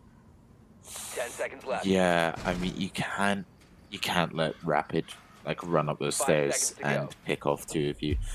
You know, there should be a flank cam. There should Attackers are be moving someone out to watching locate that a flank bomb cam. and You defuse need it. to be aware that when you become tunnel visioned on the push, there is always going to be that one player on the enemy team thinking outside of the box and thinking to himself, well, actually, I know the hatch in attic is open. Why don't I drop down there? Or I know the hatch in kids is open. I'll drop down there and I'll start to make my way up main stairs. By the time I get there, less than a minute is on the round, and they're not really going to expect that late flank. But why Terror going to pick off one, and Smiley just going to be able to trade out his teammate there, as they're going to lose the intelligence of the Doki if they get the hacks off. But defense, they're going to lose a key player, Wide Terror, 12 and 12 right now. Also going to lose the glasses, and that would have been useful because Twitch is A bomb carrying has 2 been smoke located. bombs. Yes, she is. And they've got them ready to go. And that's not how they wanted to start that push. Smiley walking in and getting capped right there on the line was not the way. Klimp's coming down the big stairs here out of big tower, trying to put some crossfire down, seeing if he can catch one of the members of the Saints sort of rotating across. He has to deal with the Malusi Banshee as Bozaroni finds a kill and trades it back. Nearly finds Baka there as well. The shot's going in through the soft wall from Bozaroni, but no kill to be had as Clips comes creeping down the staircase. Example considers deploying the smoke. Those bees, the Quan Hive there of Climps, doing a lot of work actually to provide this intel. Rapid, though, holding here in the freezer, and you got to worry a little bit if that's a mark, but Climps finds two! A huge play for Climps to find both of those in a critical round and potentially push this into overtime. Here comes Rapid, trying to make something happen. Finds the first head. It's Bozaroni who drops. Now holding up behind the bomb chassis. He's got multiple opponents to deal with. He just clips, but Clips finds a third. Clips going off right there exactly when GCU Purple needed it. And now the St. Clair Saints have to take this to overtime. They cannot hold on to the basement. Yep, we are potentially looking at 14 rounds. These teams, they've been quite back and forth as of now, and they've really, no one's yet to take that stride, win a good couple rounds consecutively and just keep on going. We did see St. Clair's, was it GCU? It might have been St. Clair's. I'm trying to figure out who took the lead. I think it was GCU that did take the lead in the start, but now as they've progressed onto attack, they've slowly lost it, and now we're looking at an overtime moment. An overtime moment, indeed, and we're already to overtime here on map number 1, which bodes, I think, that this might go a while. To be honest, these two teams seem very evenly matched right now. If all these 2v2s and near 1v1 endings and what have you hadn't already implied that these two squads were fighting in the same bracket, they really should have given you that clue. But we are going back up to the attic now, and it's a GCU attack onto attic, and they've struggled a little bit on this site so far, Carpy. It has not been easy for them to pick the lock of the defense of the Saints, and I would be slightly worried if I was sitting in their positions as this is the start. Terror's going for a spawn peek there as well, but it doesn't come through. He'll peel back and retreat towards the site. Rapid, though, the next one in line, and probably will make a similar consideration. Why Terror just repositioned for a different spawn peak, though, and he takes Smiley out early, and the Thatcher is done and dusted at the start of the round. That is really a huge pick coming up from White Terror there, especially onto the Thatcher, because they've got those walls mute jammed up, so it's gonna be pretty hard for Ace to get them open. Whether they're gonna go below, but White Terror strikes again as he's able to pick off Example. The Ash Charge is gonna get rid of that mute jammer, I believe, but White Terror, he's holding the door. Do they know? Ooh, what a shot from Matumba there onto White Terror, and he's just gonna bring his team back up a tiny bit. But Climps from what How does he even world? see that? This man has eyes like an eagle. Gas grenade gonna come out there as Bozaroni's picking one to Rapid. Bozaroni's gonna get two. Bozaroni's in sight. Wow, Bozaroni with 3 at the end. The headshot around the bomb chassis, I might add. Beautifully executed in GCU Purple. Just when they needed it the most, Carpy, they come alive, electrified right there in overtime. Yeah, I mean, wow. They just walked in to sight like it was nothing. Bozaroni, I think he hopped in the big window there and he managed to pick off 3 of them. And I reckon if it wasn't for Bozaroni's play, St. Clair Saints might have picked up another defensive round. But now, 6-7, St. Clair's now gonna show the aggression that they've been missing. White Terror, he's on the Ash. He's stuck the Ash and he's putting up numbers this game. 14 and 13. He's definitely in the zone right now. Most, good couple players from both teams are putting up numbers. Matumba 15 and 8. Bozaroni 19 and 9. Is he gonna potentially be looking to push past that 20 mark? The big 2-0, I mean, he could do it, honestly, and that would That would be a significant benefit to the side of GCU Purple. He will drag them through, but, I got to give some credit there as well. Matumba coming in with 15, and, Corey, Rob, Baca, the Rapid, they're all doing pretty well on the kill distribution over there on the side of the St. Clair Saints. Again, probably attesting to just how close this matchup is for these two teams. It's back to the basement here for the side of the St. Clair Saints, and is it going to be a rush strat in overtime from the St. Clair Saints? Is that what they're thinking of here? And are the members of GCU Purple actually in a position to really counteract that? They actually throw that smoke very early here, Carpy. I think that's exactly what they were afraid of. Yeah, I mean, Smoke getting rid of his own utility a little early, in my own opinion there. I feel like the signs of a rush is that everything in the map will go dead silent for a good 45 seconds, and then all of a sudden you'll get that lion scanner, that phone buzzing in your pocket, and then you'll just hear bang bang, and the round's over all of a sudden. So I feel like it might have been a little bit of an early smoke usage there from Klimps, but still got 2 more canisters in the pocket. That's at least 40 seconds of denial, unless they want to be aggressive and walk through the smoke. But, ooh, you're right. They're not going to hatch top this, surely. They're surely not. That would be a very They're bold not. decision Okay. indeed. Example's waiting. So, Oh, look at the timing.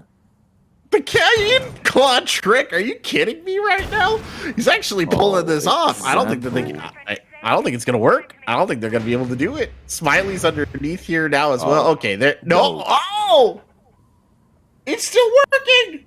Did they use all their X Kairos pellets on that? They used almost all of them. They have 6 left. Call the man a goat, because somebody needs to get an electrician to look at that hatch. I mean, that's mind-boggling. He's got that precision. He's got it down to a key. But now the push is going to rain in. Smiley's going to get one onto Salty Boy. Matumba's going to get one onto Rapid. And all of a sudden, St. Clair's, it's not looking great. But Smiley runs into the open arms of Corey Rob. And it's a 3 versus 4. As My Name is Baka, he's going to get smoked out here. He's in the middle of a reload. He gets swung by Bozaroni. And Wow. I think he's pushed over that 20 mark. Oh, I'd say. And then some for Bozzaroni. A huge explosive finish there in overtime. Bozzaroni hopping out with multiple kills in the final round to lock it down. Very much delivering right there. 22 the final account. White Terror on the other side sitting on 14. And that was an exciting matchup between these two teams. I got to admit, that first map really whetting the appetite there of things to come. I mean, I really do hope that we get to go to Nighthaven, because I'd like to see if these teams do have any strats on Nighthaven, because most teams don't particularly, look to Nighthaven. They sort of just brush it off. No. It's an instant ban. No. So Yeah. I want to see if they've got strats, or if we are just going to potentially witness a ranked game. I'm all down for it, because Bozzaroni's here and he's putting up numbers, but our next map will be Border. But before we get to that, we're just going to have a quick break. So we'll see you in a couple minutes.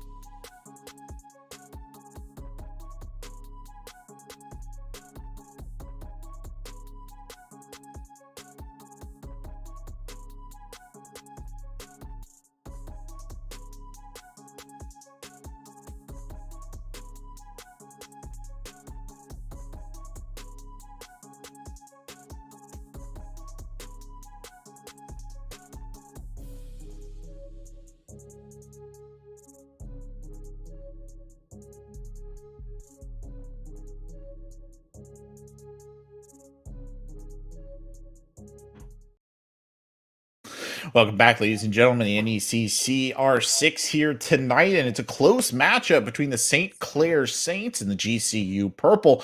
I'm Corbeck. Alongside me is Carpy, and we just watched the Purple sneak by on a very impressive performance from one of their gunners and some very masterful Kaid claw tricking, which you don't see every day there, Carpy. But we're on the border now, and I wonder what the future holds for these two teams. Yeah, I got the map veto up in front of us, and as you just said, just played out Oregon to do overtime. So it was a very, very long game, but now we're looking towards Border. Now, Border is one of these maps where you get a little more playful with your strats, because like we talked about on on Oregon, it can be fairly mundane. It can be fairly boring and normal, and just there's not a lot of expression. But when it comes to Border, there's so much you can do. There's so many door frames and walls. The angles and possibilities are endless. So I'm very much looking forward to watching these two teams battle it out in Border. Yeah, and one of the most successful one of the most successful plays that came out of the St. Clair Saints was their ability to kind of sneak up on the backside of GCU, right? They'll have like a random, I think it was mostly Rapid, honestly, would kind of Yeah. find these attack angles. GCU was caught off guard. Rapid would collect some kills, and it was usually a round changer.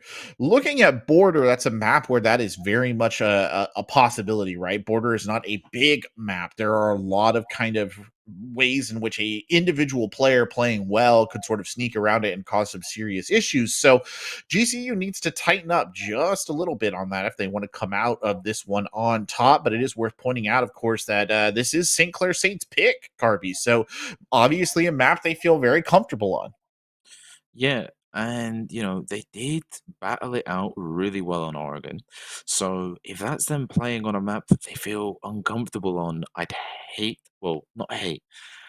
I'd hate to be GCU, but I'd love to be the caster casting this match, because I feel like St. Clair's are really about to pack a punch and take GCU and us to a third deciding map. I've not had a decider in a couple. I didn't have one last week.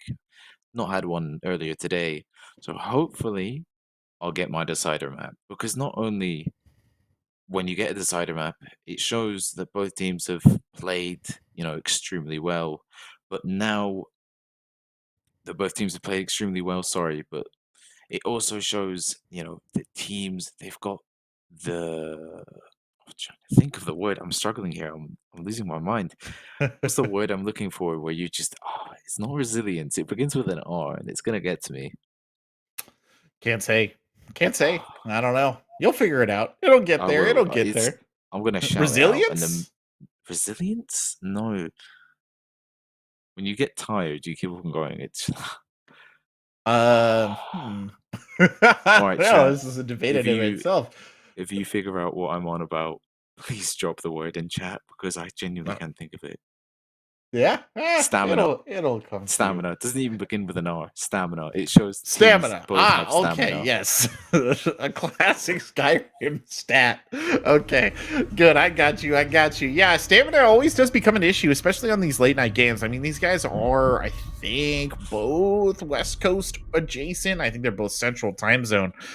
So it's not quite as bad for them. I'm actually looking it up right now. I don't know, and this is to my discredit. I don't actually know where the St. Clair Saints are based. But both of them are teams that perhaps don't have to worry about getting super tired because of the time, but certainly devoting a lot of attention to the game. It's always important to remember that these guys are just collegiate players, right? They're not professionals. They don't do this every single day, all day. So that's something to kind of keep in mind as well as we get rolling here. Looks like they might be Michigan, so yeah, okay. It's getting later for them. Something that they're definitely going to have to take into account as we get rolling. Glass, the first ban by the St. Clair Saints is Glass, and then Ying. I don't know, Carpy, riddle me that if you would.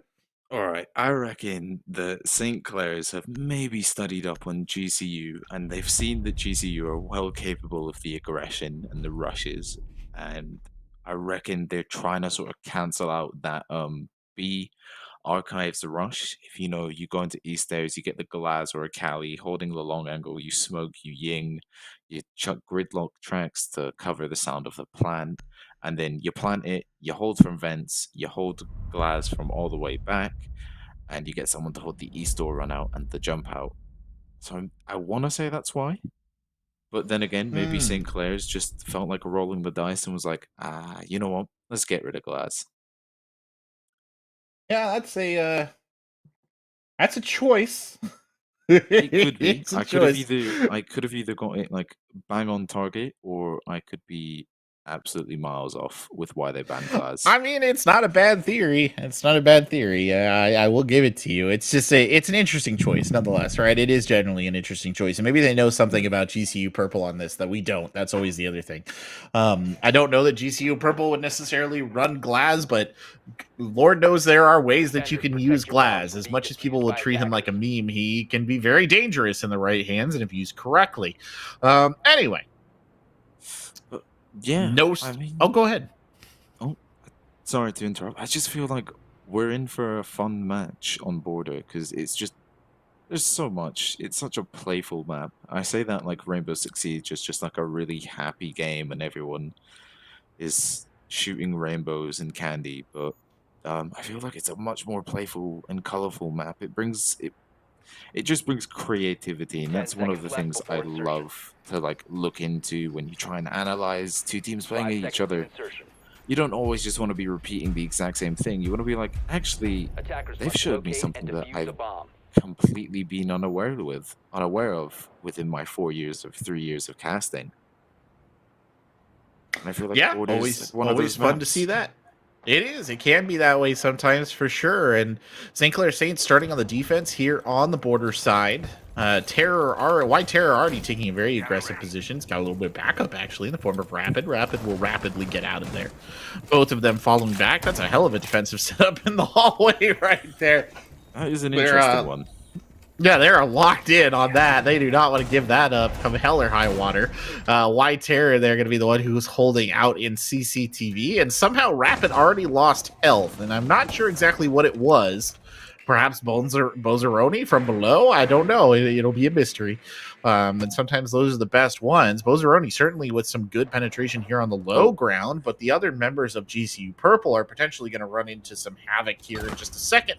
A very much a push or orchestrated over towards the archive side of the site. Yeah, I'm pretty sure that you were right. Buzzaroni looked like he cooked a nade from below and just chucked it up to 90. I had no idea that was destructible. I mean, they've already proved my point. They've shown me something I don't know. I had no idea that you could nade below 90, but why Terror is gonna pick off Buzzaroni? As I think we were just talking too much about him, and White Terror said, actually, I fancy the limelight being on me. Wiley opened up the breach, and whoa, he's in. He's actually going for it. He's going in? The punt. There's no way. I mean, is St. Clair's read into this at all? Matumba's going to get one, but Rapid's back onto Smiley, and the plant doesn't go down. Luckily, they're able to cancel it out at the very last second, but guns ringing out left, right, and center. 3 versus 4. Less than a minute left. Oh, look at those shots from Matumba. Doesn't actually succeed in getting the kill, though. It's good crossfire. And I mean, you got to admire the gun. Oh, no. Matumba into the trap. Klims picks up one. Klims just wailing away with the DMR right there, trying to secure something. And you've got to admire the gumption here on the GCU Purple side. You know, fortune favors the bold. What they don't tell you, though, by the way, is the guy who coined that died like an hour later in a volcano. So, you know, every once in a while, that phrase maybe not quite as good of a bearing as it really should have. 20 seconds left in the ground, and Klims is hacking enemy observation tools. Carpi, I don't know if this is going to rescue them, all things considered. Klims stepping on a goo mine as well. 15 seconds left. They've still got to get 3 kills. Matumba swings. No. Rapid, he's just there. He's in the house. Klimp's gonna look to push through, but I reckon he's gonna lose his life. Yep, that's it. Salty Boy's gonna be able to pick off Klimp's there, and I mean, I could see what they were trying to do with the information gain, but it's just too late, too little.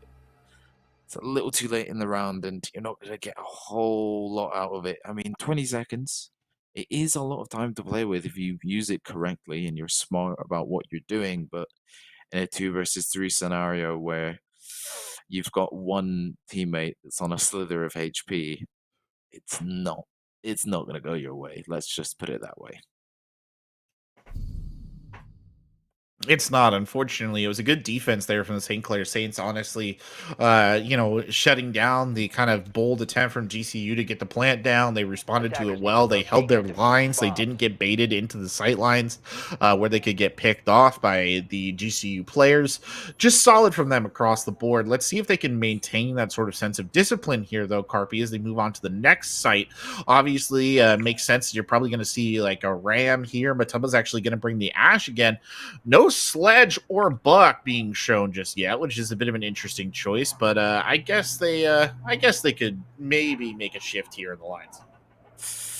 Yeah, I mean, Ram's on the boards, and 10 seconds to go.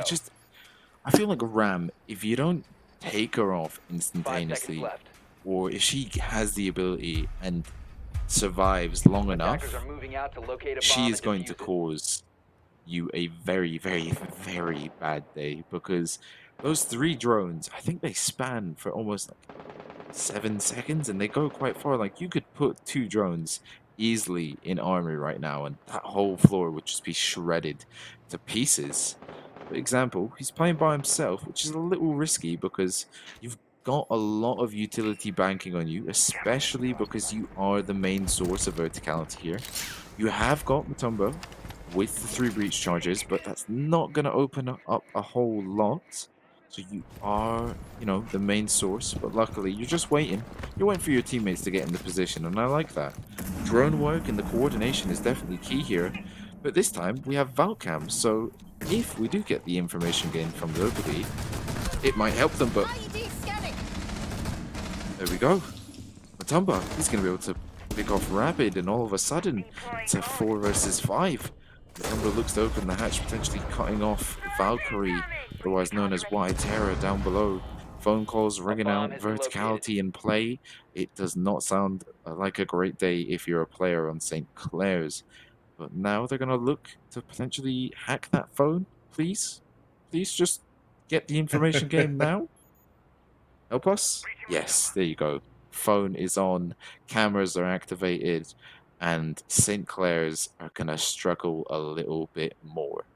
Attackers drop the diffuser. Yeah, but they'll get a kill right back the other direction. Who else but Y Terror picking up 2, picking up 3. Y Terror on a tear right there, is finally caught on the drone, but again, it's just that one player playing aggressive on the side of the St. Clair Saints that is taking GCU Purple for a ride. Clips trying to play from above will secure a kill, but still a 3-2 here.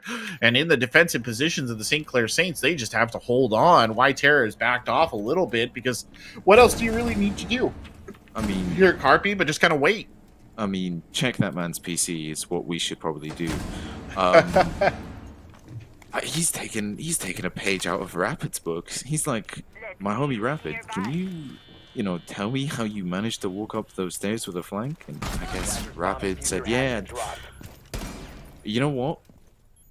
I'm speechless. He's on a quad kill. He is genuinely on a tear. He's gonna look to rotate up the stairs now and potentially get Bozaroni. As Bozaroni's unaware, the Legion Mine in the foot. But Baka says, you know what? Sorry, Terror, you're not getting the ace today. I'm gonna steal it away from you. Yeah, unfortunate. Always somebody got to step in and cut away the opportunity for an ace, but a good win there for the St. Clair Saints and GCU Purple.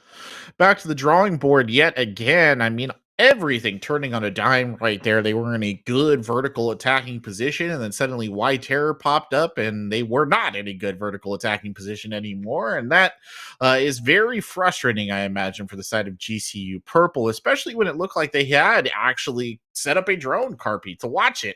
They just didn't have anybody on it, or they did, and it just didn't matter. Neither of those options particularly great, and sure enough, Y Terror will be back once more on the Valkyrie.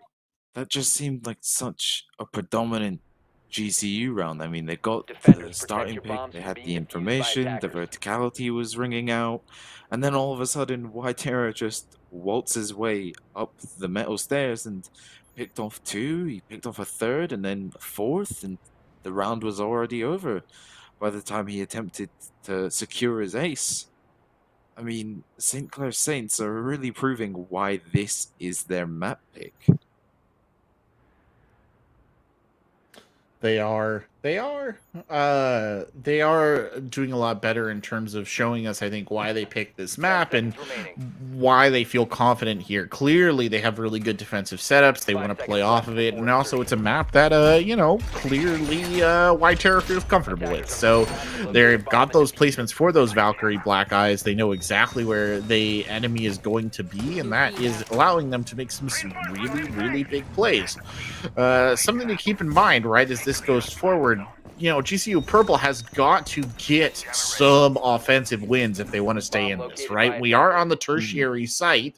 They need to pick this one up. It's very much like what we were looking at on Border. This is a very important round for them. And they're coming out with a blitz, and that is an interesting choice to say the least. We've seen them pull out the blitz on Oregon. It didn't quite go as well as just Oregon's one of these maps where if you don't play it correctly, it's just going to be useless. And I feel like Border, it's quite open, so you are going to struggle to get around the close corners and back up. You're lucky that there's a mute jammer, but as soon as that mute jammer disappears, that shield is gone because he just managed to detonate it in time. Back to the blitz conversation. I feel like Border's just too open of a map to really get 100% out of blitz, in my opinion. All right. 4-5 the score. Rapid will die early. Matumba picking him up. Bomb diffuser has been dropped. The diffuser being put down in a safe position. And yes, Clips is down, which is a little bit unfortunate.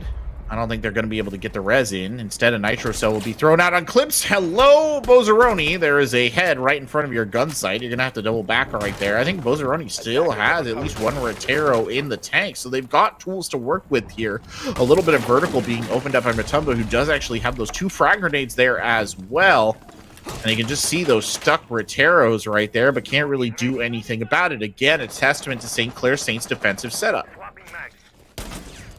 Yeah, St. Clair's, they've got the defense set up, and they've managed to get the pick onto Clinks. But is it going to be enough to stop GCU from tearing the floors apart and really trying to secure themselves the round? I mean, White Terror is in the doorframe, but Matumba says, not today. I'm not letting you pull off what you pulled off last round. And hold up, it's below you. Boys, what's going on here? What is going on? Swapping hugs. I'm lost for words. The round is moving too quickly for my mouth to even speak the words that it wants to speak. I mean, Matumba, he's going to look to pre-fire left and right. He's in a 1v2. It's a clutchable situation, but 10 seconds on the board. He's looking for the bomb. He's not going to find it. Yes, he is. No, he's not planting the bomb. 4 seconds on the board, and Baka is just going to shut him down. And another round going towards GCU. Oh no, St. Clair Saints. I'm firing. It's all too much. It's too much. It's too much. The St. Clair Saints holding on. It's approaching to be honest, 3. It is. It is. I understand. It's rough. That's late. The St. Clair Saints. Yeah. This could get bad. I'm telling you, Quebec. I could start speaking like real, like just British words, and just no one would know. I'll understand. You'll get me. You'll be the translator. I will. Yeah, I'll pick it up. Don't worry. No need for Google Translate. Quebec has clearly worked with McCready. I have worked with McCready actually, but I also lived in England for a while, and my dad is English, so I will pick up your Englishisms or whatever your Britishisms. I'll get them. I like that. Yeah, I'll get them. Anyway, St. Clair Saints on 3. They've done really well here as we move into round 4. And GCU Purple, I mean, it's kind of the same tenor as what we saw in Oregon there, Carpy, where it does feel like there are rounds. Hey, GCU is doing like, the strats are making sense. The setup is pretty good. Like, they've got some ideas, but then when just push comes to shove, there's always something that the St. Clair Saints have in their pocket that just sort of derails everything in an insurmountable manner. And now you're going back up to Armory Archives, and that's just feels like bad news bears, honestly, here. And it's going to get a lot worse because Bozaroni gets taken out. And by the way, going from dropping a 22 bomb over to border, Bozaroni has 0 kills here on this map. A big old donut there. I mean, I guess Bozaroni is, I know some players, you could look at EUL, you could look at any pro TC, but Klimp's not going to let me finish my sentence. He's going to take the head of Rapid. Maybe now I'll get to finish what I was going to say. Some players are just better suited to better maps. Bozaroni, he was feeling it on Oregon quite clearly. Now, like you said, on border, donut on 4, not looking quite so good for him, but Baka going to play really aggressive, and once again, he sees the head, decides not to shoot, waits a second, and then shoots. Matumba looking to swing in here. Potentially, he knows that Baka's in there. Baka reloading, but he doesn't know. He spotted him now. Pre-fire's kind of already come out from Matumba though, and it's on to Baka. It's a 3 versus 4. Glimpse is going to get one more, but GCU Purple are potentially looking at getting their first round now, as it's all down to White Terror and Corey Rob. But no! White Terror is going to go down 1, and he's going to bring it back to a 2 versus 2, but just under 30 seconds on the round, plus that 7-second diffuser timer. It's not looking good for the defenders, but Corey Rob, he knows he's going to jump out the window. Surely not. No way. No, don't challenge that example. That's just what he wanted. White Terror, the beast is fed. And it drops the other 2 members there as well. White Terror, an unstoppable force of nature here as the diffuser is finished off at every round. Who is the consistent killer of the members of GCU? It is White Terror, Carpy. No doubt about it. He is a terror.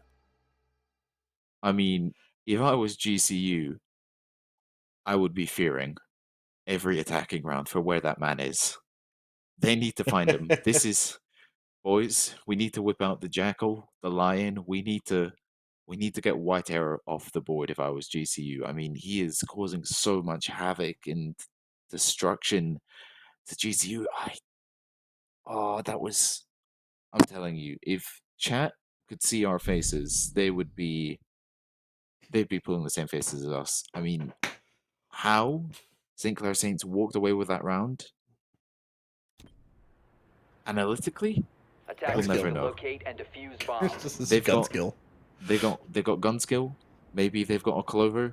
Maybe they've got a rabbit's foot. I'd love to know. Please feel free to tell any of us.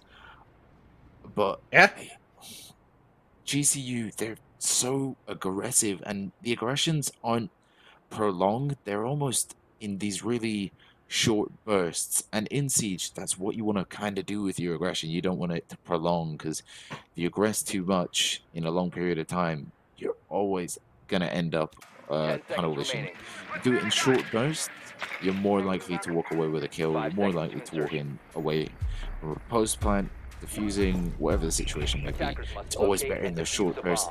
I feel the way you got to do it with the short bursts is you got to have several. You can't just have one. And I feel like GCU are just doing one short burst of aggression, and then that's it. We saw, I think it was on round 2, they ran in, attempted to plant the bomb. Were just unsuccessful by like 1 second. We've seen it last round. They ran in, got the bomb down, but then they were still aggressing when it wasn't necessary to aggress. Yeah, I think that's a relatively fair assessment. I mean, I think one of the biggest issues they continue to have is just that they're just kind of getting caught looking, right? Every once in a while, there'll just be a random nice shot, by the way, from Klims. My God, White Terror, the Terror, getting perforated right there by that headshot. Nothing else to be said about it, but I was going to say, I think one of the issues they had is things almost like that, but in reverse, where just one member of the enemy team gets into a position where they just kill a GCU member and absolutely shut everything down. But here's GCU on the revenge trail. Look at this, the kills they've been getting. Back and forth they go. There is a down, I think, in there temporarily, but the two members of the St. Clair Saints that are left are absolutely overwhelmed right now. Salty Boy with the desperation nitro cell up to the floor, won't find anything. The Capkin trap, however, will, as Bozaroni's bad day continues here on this map. He walks straight into a Capkin trap and gets evaporated, but there's Clips on the triple. And the new name in town is Clips. Bozaroni be damned. Baka backing out as the plant goes down from example, and this should be a win for GCU Purple. Baka dancing around with those bullets there. It's a 1v4. It's not looking great. He's going to pick up one, but Klimps is going to shoot him through the wall with the Spanish shotgun. I mean, I think people doubt shotgun secondaries a lot. They are deadly. Like, if you ever come across me in a ranked game and I'm feeling it, I won't even go for the primaries. I will whip out a super shorty, or I will whip out any other sort of secondary shotgun, and trust me, I'll ruin your day. But That's fair. GCU Purple, they've got a round on the board. They're going to want to secure their next round. You could say, yeah, but they're backing on their defense. Their defense is better than their attack. But then Defenders, 4, protect your 5 bombs rounds, being it's a defused lot by to win attackers. consecutively.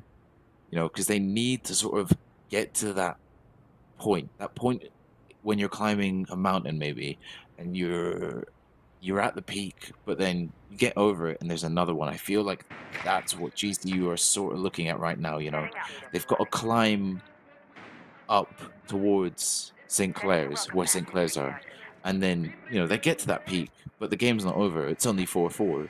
They've got to climb further to get to that match point, if that sort 10 of seconds makes to go. sense what I'm saying. It does. No, I know what you mean. I mean, there's still a long road, right, Yeah. for the members of the St. Clair Saints, or I'm sorry, for the members of GCU. I mean, there's a long road for the St. Clair Saints as well, right? But the biggest road here is definitely GCU. Needs to really kind of make something happen in the next round, something like that, where they just pop off, they just get a bunch of kills. That's what you need to see. But they've really, I think, kind of been struggling to make that happen. The last round in and of itself, I think, is a bit of a what's the right word for it? It's a bit of an aberration at the moment. And I think we'll see probably we'll need to see another one just like that in order for me to feel convinced that GCU is not just kind of getting this taken away from them on this map. Yeah, but Rapid going to be taken off the board already. So hopefully he's got all 3 of his frostbats down somewhere and he's relayed to his teammates where they are. Because otherwise it might not be as useful. We did get into the frost wheel work in the last map on Oregon, and how we both have a similar opinion of what we, you know, how it is and what we feel about it. Corey Rob below, facing that verticality with the Mossberg. He's going to look up with the SMG-11, but it's not going to be enough as Bozaroni finally, he puts his name on the board and he's able to secure himself a kill there. Nate's going to roll down, but it's going to be taken out by the ADS that Backus placed down earlier. The prep phase, and he's saved by the bathroom door there. But Example is going to be saving his teammates from Wide Terror, the man who has been securing St. Clair a lot of these rounds. The plant's going down though, but Baka, is he aware? He's not. They're off the plant now, but there we go. Communication. That's it. It was exactly what they needed. It's exactly what they needed right there, Carpi. Yeah. An explosive round from GCU Purple. I mean, that's what I was saying. I needed to see another one from them. They had to get that 4-2 right on the defensive half, or the offensive half. And the St. Clair Saints, they're looking a little discomforted on those last 2. I'm not sure exactly what was going wrong. I think that they were doing a bit of a poor job of containing the GCU aggression. It's almost like GCU transitioned from being really kind of methodical in the ways that they were attacking to a much more just in your face aggressive approach, and it really was working out for them. Yeah, no, you've hit it bang on the target there, really. Bozoroni, he's Defenders, protect managed your to put bombs from himself on being the board defused as by well, attackers. secured himself 2 kills there, along with Smiley, who also managed to secure a kill. So, GCU, is this the signs of them starting to Bomb located by relay towards attackers. us that they're locked in and they're ready to finish this map out and secure themselves another win to put on the board? Or has Sinclair maybe got something to say about it? We see the thermite.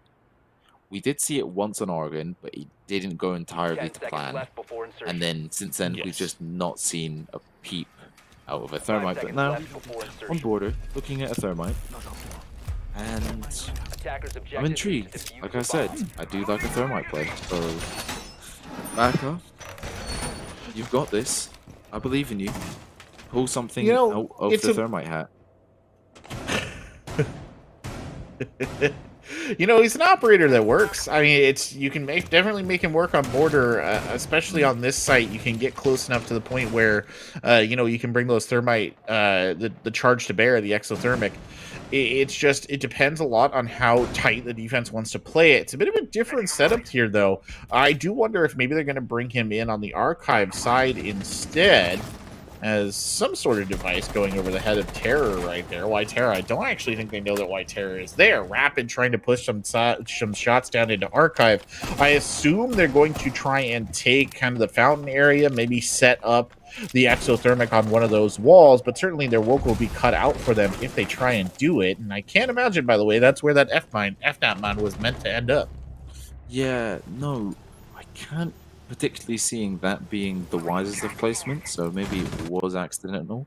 But you never know, they might just be pulling something out of the bag. Maybe they're trying to distract us, but why Terror is going to be able to pick example? Matumba's going to get one onto Salty Boy. And it's a 3 versus 4, but Bozaroni, he's on the board. Now he's swinging, he's cooking. He's got a frying pan and a bit of oil, and he's only just begun. Baka just on the outside of the south balcony here, looking to progress into CC if he gets the all clear from his teammates. White Terror holding a tight angle onto 90. We see the drones are going to fly out. White Terror is going to open up the wall a bit, but he's got the man, the myth, the legend, Bozaroni to face in Fountain before he can think about edging towards sight. Bozaroni there engaging. Bozaroni cannot find the kill. He's gotten 3 so far, so he's at least broke his curse, but he just can't secure him when it counts. And that was another rough situation right there. Corey Robb throwing the Thatcher grenade over the top. The EMP not doing enough work. Smiley here, the last one left alive, has to get a cut down early on, actually peeling back right there. Doesn't want to take that fight face to face. That angle just being covered by White Terror, though, and that's not a pleasant gunfight to have to take. Little bit of movement there, trying to hold the pixel. Another EMP grenade comes sailing over, but Smiley is not moving. Smiley needs to fire. He does. Terror down. Smiley continues to fall back here, but he's running out of room. There's not much farther he can go here over on the Locker's side. The plant now coming down from Baka. Smiley pushing up. He's got the correct read, but he doesn't have the correct angle. Corey Robb holding on the 90 will bring him down. Yeah, Corey Robb managing to secure the kill there. And I mean, chef's kiss from Corey Robb there. He's playing that perfectly to secure his team that post-plant scenario. He's got the tight angle onto 90. Baka has ran in, planted behind the bomb chassis, and he's secured that he's got a place where he's not going to be shot through a wall or they can't see his shoulder or his foot. He's tucked neatly behind the chassis. And that forced the warden to swing round, and he had one of 2 options. He either has to swing Corey, but if he swings Corey, he probably knows that Baka is just going to peek up from behind the chassis or the desk and take him out. So it's a hard situation for him to play in, but very well played by St. Clair Saints. And GCU, they're on the defense. I feel like they did settle. They just settled into their attack, and now all of a sudden, they've had the switch, and now they've sort of got to rebuild that momentum that they were gaining. Yeah. Yeah. And it looks like one of the members here of the St. Clair Saints might have had some sort of technical issue. That's why we've taken a pause. But that's a great breakdown, Carpy, of the difficulty of that situation. And I mean, he understood it, implicitly understood it. It's just that it's a big ask, right, to turn around and pull a double play like that in a very short amount of time. So a rough start to the defense here for GCU Purple. That Night Haven, I know you wanted to see it, Carpy. It's looking closer and closer by the moment here. It really is. But I was just thinking, if you are potentially looking to look back on the VOD of this Oregon game that you've seen between St. Clair Saints or GCU Purple, or in fact, maybe you're looking to see any of the VODs for the NECC matches, all the NECC VODs are housed on our YouTube page. Just search NECC Esports on YouTube to find our page. And while you're there, give us a follow for all future NECC content. So don't forget that, guys. If you're ever wanting to do a little bit of research on the teams, you will find their VODs up on the YouTube page, and that's at NECC Esports on YouTube. So just keep that in the back of your head. Yeah, no, there you go. Something you can check out. I mean, there's tons of great esports here at the NECC. Tomorrow, we will have League of Legends up on the docket. I know we've got some Rocket League going on. Plenty to watch. Some of the best teams in collegiate scene coming together for those matches. As we wait here for this game to get started again. Do I have time for a Clash raid? Probably not. Probably not. Example says go for it, though. So there you go. As the members of GCU Purple waiting for Matumba to come back, I assume it's some sort of computer error, not just internet. And if you look at it and you look at the way that it's going right now for these sides, I do kind of wonder what the plan is here from the side of GCU Purple, right? You're not having a particularly good time. Your first defensive round on what is arguably the strongest defensive site has just not worked. I don't know what you need to harness right here, Carpy, in order to push this one through. Yeah, I mean, GCU Purple, they were just so locked in on Oregon. They had Buzzeroni, and he was definitely cooking something on Oregon, but now, he sort of struggled at the start of Border, but he was cooking the last couple of rounds. They gave him a pan, they gave him some oil, gave him a couple materials to play with, and he got the business open, and he was chefing up a meal for his team. But all of a sudden, then they had to switch. As we see now, they're now on defense instead of attacking, and like I said earlier, is that gonna sort of fumble them mentally? Is it gonna fumble them physically? Only Attackers time need can to really locate and tell. defuse St. as Clair many bombs Saints, as they can. I mean, when you think about choosing a map, right? You think you want to be comfortable, you want to know that you're going to secure multiple rounds, you know that you're not going to struggle. St. Clair's are defining that with their map pick. I mean, Yes. GCU, they've had their map pick. They've had Oregon. They have defined Oregon as their map pick. They definitely were the stronger team, but St. Clair's were still out there, and they were just fighting to take GCU 10 seconds left to before their insertion. pick. And I mean, I tell you, the St. Clair's that I've seen here, the St. Clair's I've seen on Oregon, Discover the location of a it's bomb. night and day almost, but at the same time, it's almost not. I just feel they've got so much confidence here on Border, and it really does show. Yeah, it does, and this is one of those things. I mean, it's just the way that it goes, right? You win your map, they win their map, and then you're on to the decider, which makes Night Haven, I think, a really interesting and sort of intense choice. I mean, just the way that these maps have been going, right? The way Oregon went and the way that we saw, oh no, the guns just opening up. I'm waffling on, and the guns are just opening up here for the St. Clair Saints. Klimp's trying to pull it back in. Gets one. Klimp's looking for another one. There's nobody down there. Rapid's already out of sight. And this is a bad way for this to open here for the GCU Purple when things are already looking dire. Yeah, I mean, Smiley now being down there, but Rapid and Klimp's, both the Canadian operators, just trying to find each other's heads, but nothing coming out of them as of yet. White Terror's going to get one onto Smiley, but then White Terror's going to get another. I mean, let me finish someone's name before you go finish the round, White Terror. I don't know where he comes from. He just appears. Whether it's mid-round or late round, you won't see him in the early round. You just won't. But you won't see him approach. He will genuinely teleport into sight, or he will teleport where the most enemy players are, and he will pick off 2 of them. Now, I don't know how he does it, but he does. But if you are St. Clair's, Yes. or if you are GCU, sorry, you need to be thinking to yourselves, how is this happening? Why is this happening? Those are Attackers need to 2 locate key and defuse words, bombs. how and why.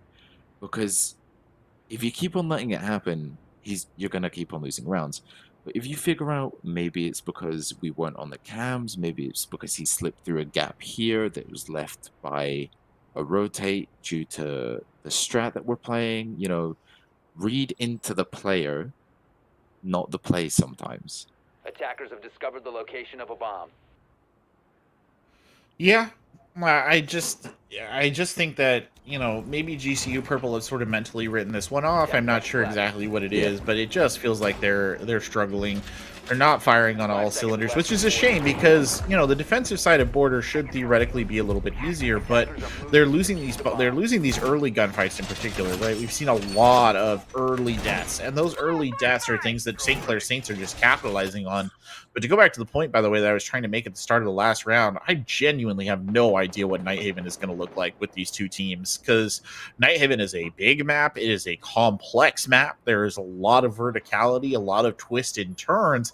It is kind of the antithesis of an Oregon, or the antithesis even of a Border. And that Border is a relatively simple map at the end of the day. It's going to be a wild one if we take that swap. I really do think that. And by all accounts, the way things are going here, we are definitely going to take that swap. But Matumba doing his absolute best to make sure it doesn't happen. A nasty shot to open it up, and Rapid, of course, right there to trade it back. Yeah, like you said, have GCU written this off mentally? Maybe they're actually using this as a mental... You know what? Maybe I'm completely wrong, because Smiley's just gone and picked up 2 kills. He may be down, but he's managed to pick up 2 kills, and he's got his team in the upper hand situation here. Bozaroni gonna pass one more, and he's gonna pick up Corey Rob there, and all of a sudden it's down to Salty Boys.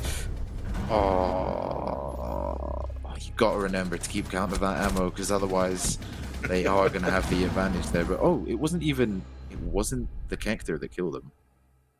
No, it's from below. Klimps, It was from below. the SMG, he catches him looking. And a good round win there for GCU Purple, but they're still on match point, backs to the walls. They have to be frame perfect on every round, Carpy, and that just does not always happen. Yeah, no, it doesn't. But I mean, GCU, they now have to win these next 3 defenses consecutively. But not only do they have to win it consecutively, they have to then do a whole rotation. So they have to do 2 primaries and the tertiary. Defenders, protect your bombs No from being matter defused what, by attackers. they have to face their fear of the tertiary.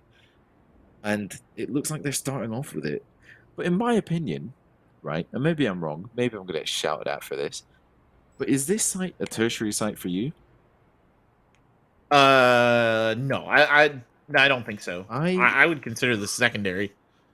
Yeah, I would consider this your secondary. I would consider your primary armory and archives. Then you would drop to Yeah. this one, and then Yeah. your tertiary would either be customs or you'd have bathroom 10 seconds to and go. pillars.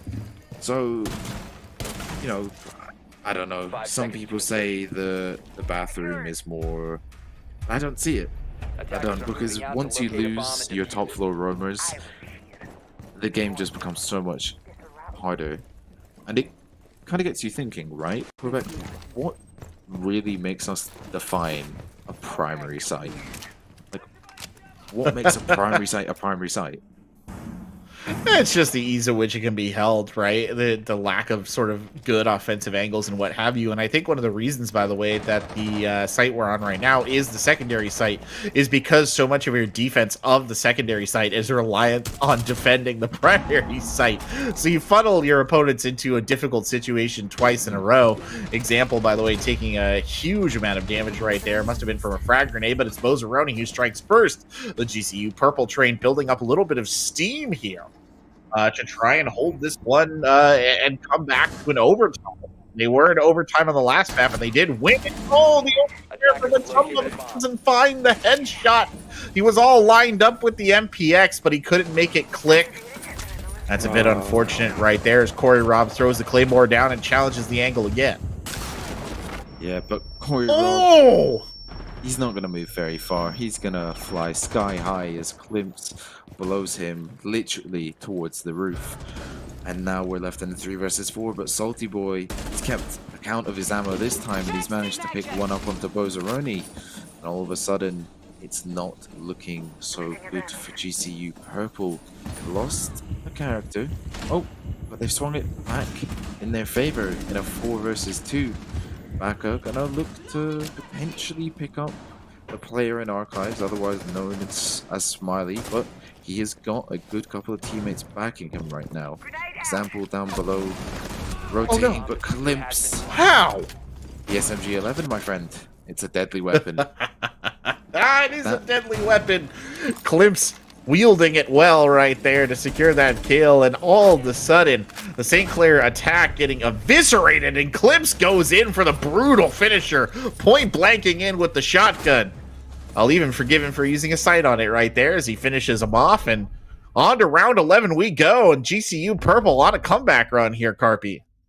I mean, they are, but they still got that tertiary site, and they still got another secondary site, so they've got the snowball moving, but it's only a tiny snowball right now. They need to get the speed and then just work their way towards match point, and then they can go to overtime. And then hopefully they'll be able to sweep St. Clair's off their feet. But then again, I would like to go see Nighthaven. Maybe other people wouldn't, but I would. I definitely like to see it. Whether the teams have strats, whether they've scrimmed on it, I'd like to see it. Because I feel like Nighthaven is still fairly a new map. Yeah, it is a new map, and I would love to see it. I mean, I think a GCU comeback run here into overtime would certainly be spectacular when you think about the sheer amount of rounds that they have to win out in order for that to happen. But as I said at the start of the other round, you are also genuinely on a razor's edge, right? Like, there's not a lot to this. If you make even one mistake, you forego even one early death. GCU Purple will not be able to win. St. Clair Saints will just run it home. They've done really well, I think, so far to hold it together in the way that they have, but it does feel at times it's a little bit rickety. I say that, though, Carpy, and these last 2 defensive wins have felt genuinely decisive. No joke. They actually feel like they really have things in hand. And I'm not exactly sure what's going on the St. Clair Saints side, because this should really be their rounds to win. Yeah, you are indeed right. I feel like St. Clair's, all they have to do is get one more round. They do literally just have to get one more round, and then that's it. They've secured themselves the deciding map. Now, Terror, he's already launched himself into CC with the abundance of his teammates joining him in. I like this. Feel like he might be able to pick up a kill onto Matumba here, as he does a little damage. Yellow pings are coming out. Ooh. Is that what I think it is? Oh, what a frag grenade. What a frag grenade from White Terror over the top to find Matumba early on, and that'll shut the Fenrir down. Better hope that he activated his FNATs before he was dead, as Corey Robb is taking a lot of damage on the other side, but does not go down. Example, wielding the Nitro Cell. He's got the pick. If he just throws it, I don't think he quite realizes. There we go! And the pick the other direction. White Terror is explosive end, a mirror of the one that he just brought about. And the St. Clair Saints and GCU Purple, they're tied up now on this match point round. Salty Boy, he'll pull out a frag grenade here. I don't think the defender is aware. Example gets one kill. Klims is down. Oh, it's a flurry of death. And at the end of it all, Salty Boy is the only one left alive in a 2v1 versus Bozer. Example, Salty Boy will have to make something amazing happen here to pull this off, and he doesn't. Bozer Rosie swings around the corner, picks up the kill. Good distraction, actually. Watching that back, Carpy, that was actually really clever. It really was. I mean, that round was quite incredible. We started off that round with a man who knows his geometry clearly fairly well, as he was able to calculate the angle of the nade and just bounce it between those two walls. I feel like nade cooking is still one of those things that is, you know, you've got to be certified in it. If you ain't certified in nade cooking, don't try it, because it will end up with you dying. It's not a good thing. Try it in T-Hunts, and then work your way into casual, from casual, unranked to ranked, and from ranked you can bring it into scrims, from scrims you can bring it into league games. That is the Carpy scale, you know.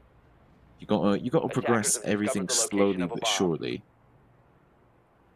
But GCU, they're on it. It's match point. If they manage to get this round, they're gonna go to overtime again.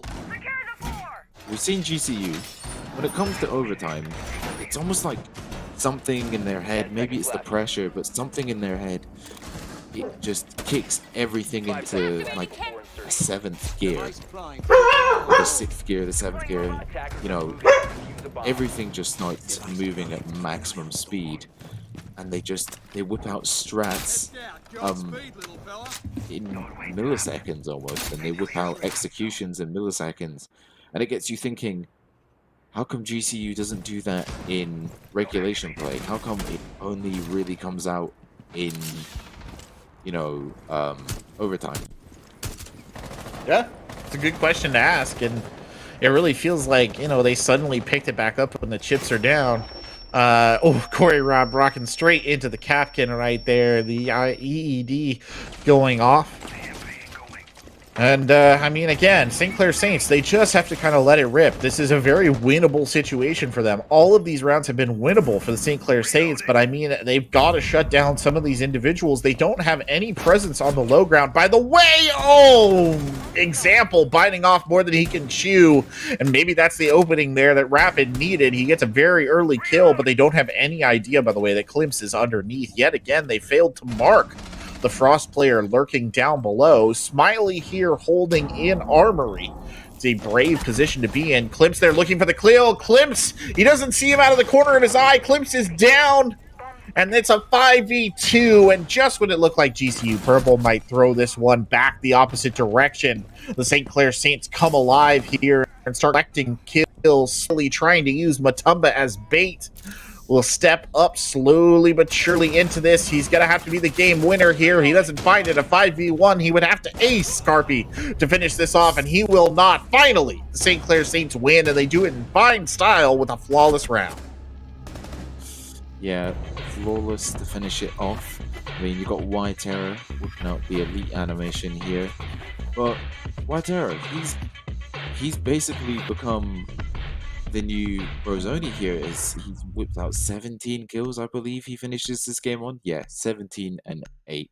So a rather incredible match from him. The real question is, who's going to be the next player to step up in Nighthaven? Like, is it going to be a player from GCU? Is it going to be a player from Saints?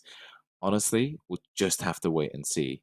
Because once again, we're going to go on a little break before we bring you the final map and match of the day.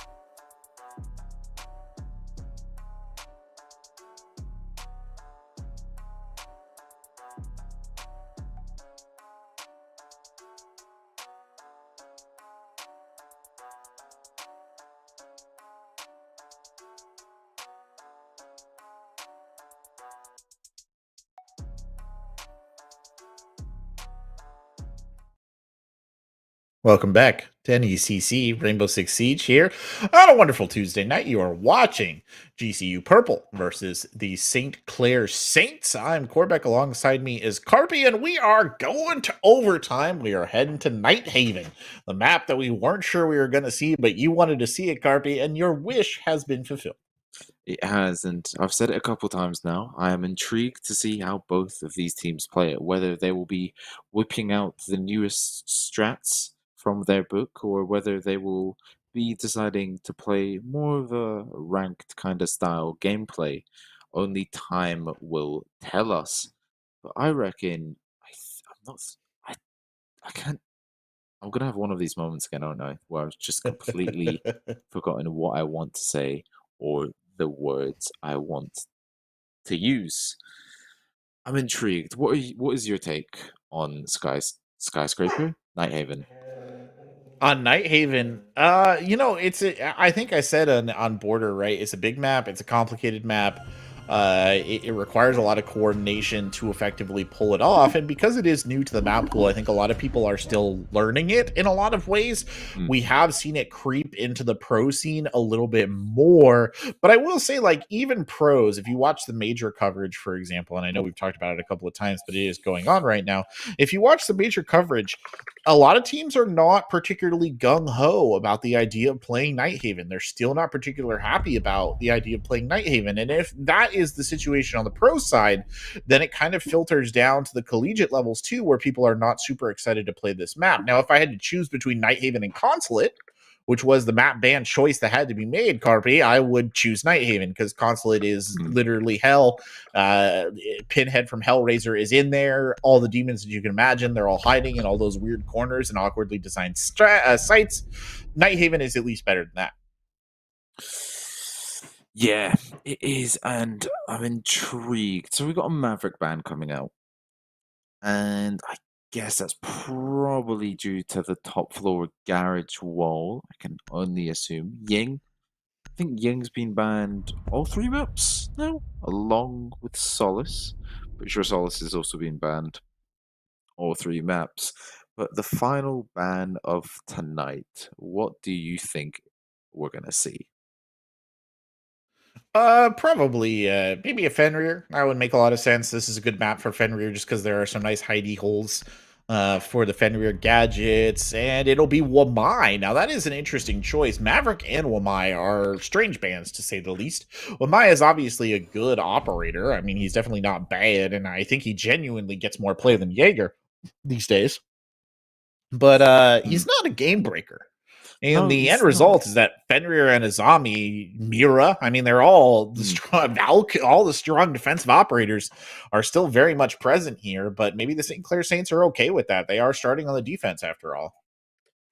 Yeah, no, they are, but I feel like they've got, like you said, they've got the Azami to play with, they've got the mirror to play with. Use it, you know. Rapid, please.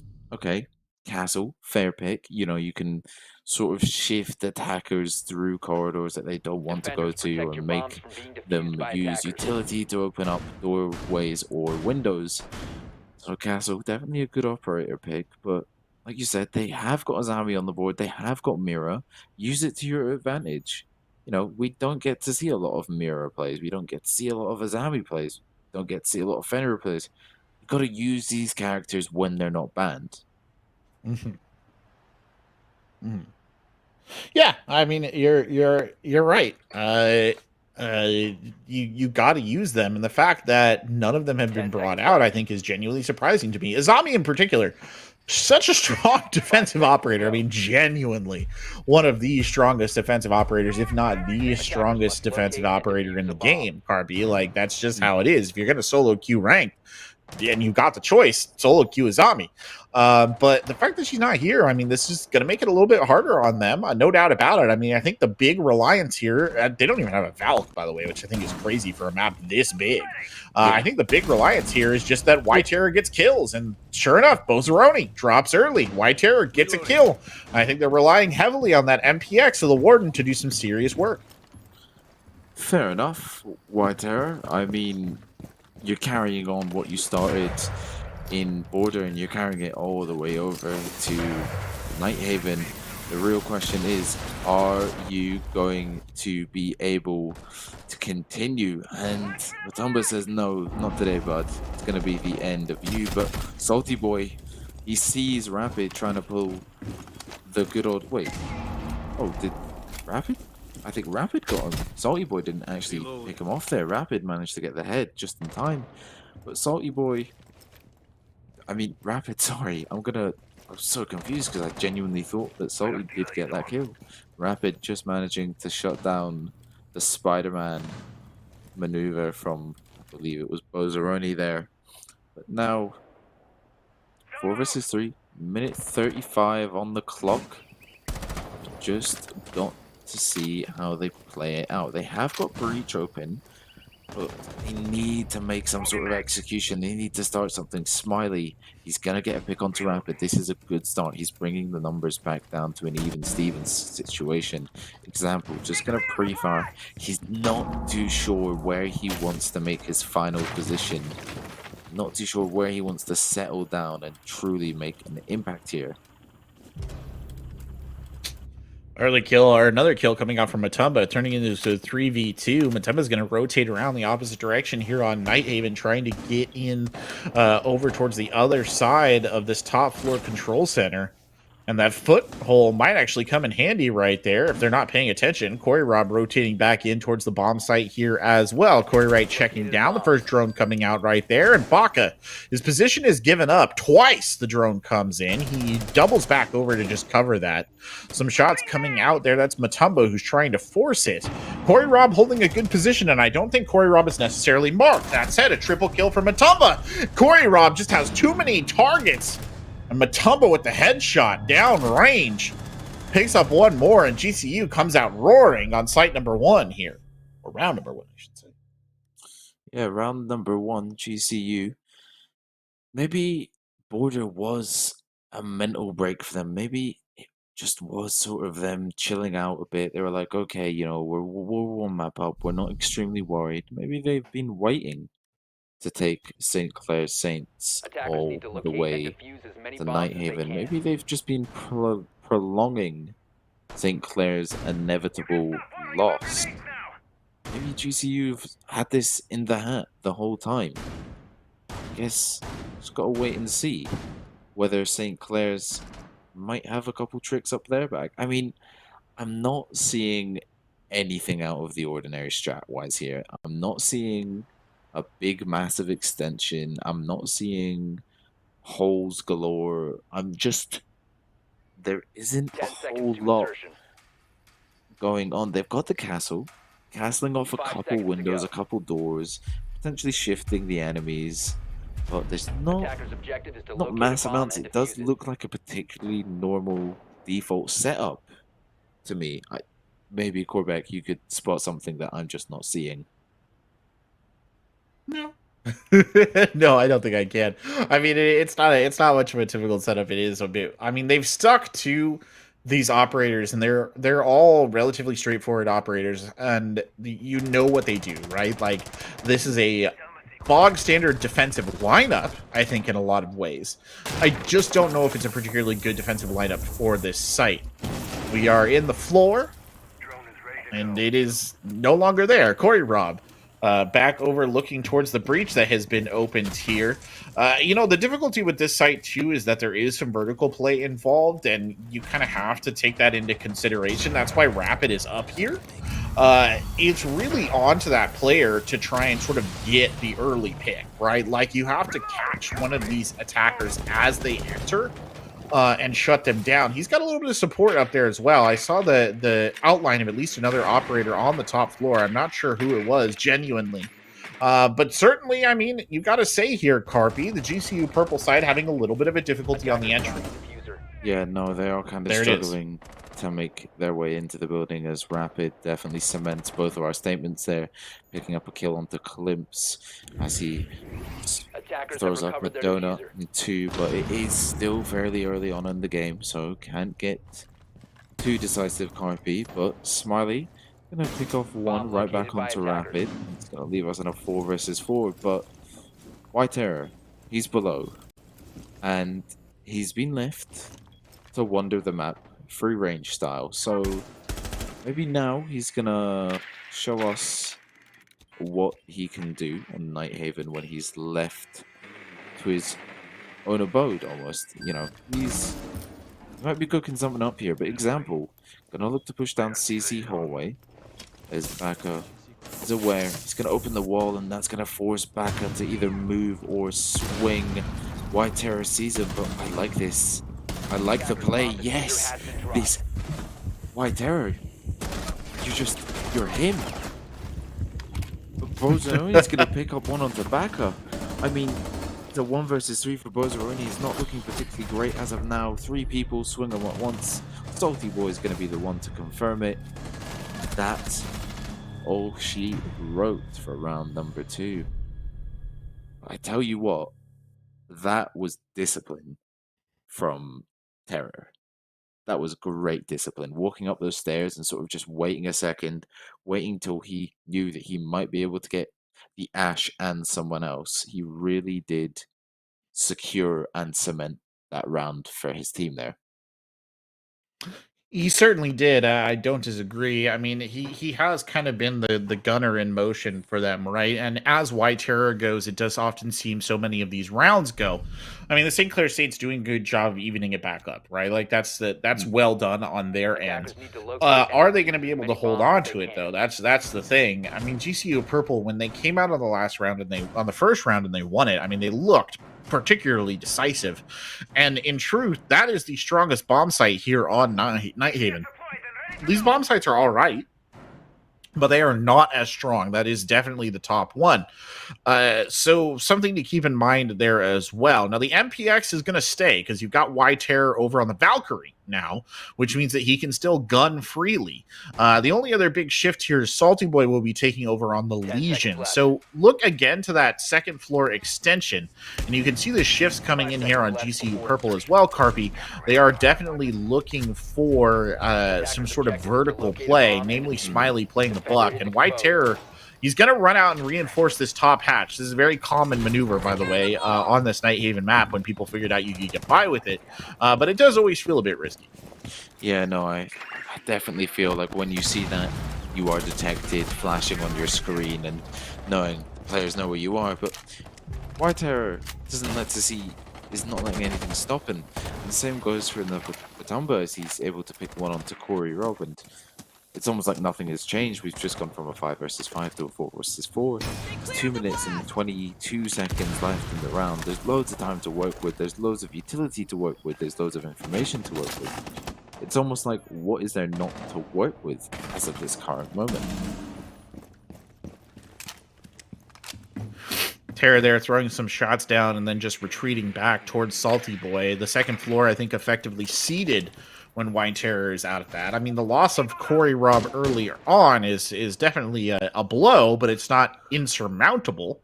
As you see that Buck moving into position here with the soft breach util. Underneath, White Terror maybe trying to double up and take a different angle here. Deny, perhaps, and he does. Good. Nitro Cell up to the top, and there's that verticality in play again. Matumba taken down, and now we're to the 4v3 as Bozaroni is just going to aggressively challenge. I don't know how that wasn't a headshot, but it skims right over Salty Boy, and it looks, for all intents and purposes, like St. Clair Saints maybe cruising towards another round win, and Smiley doesn't know about Salty Boy hiding to his right. And then it'll be Example who gets eaten up there at the tail end. So GCU not able to get it done. The St. Clair Saints go up another round here on this decider map.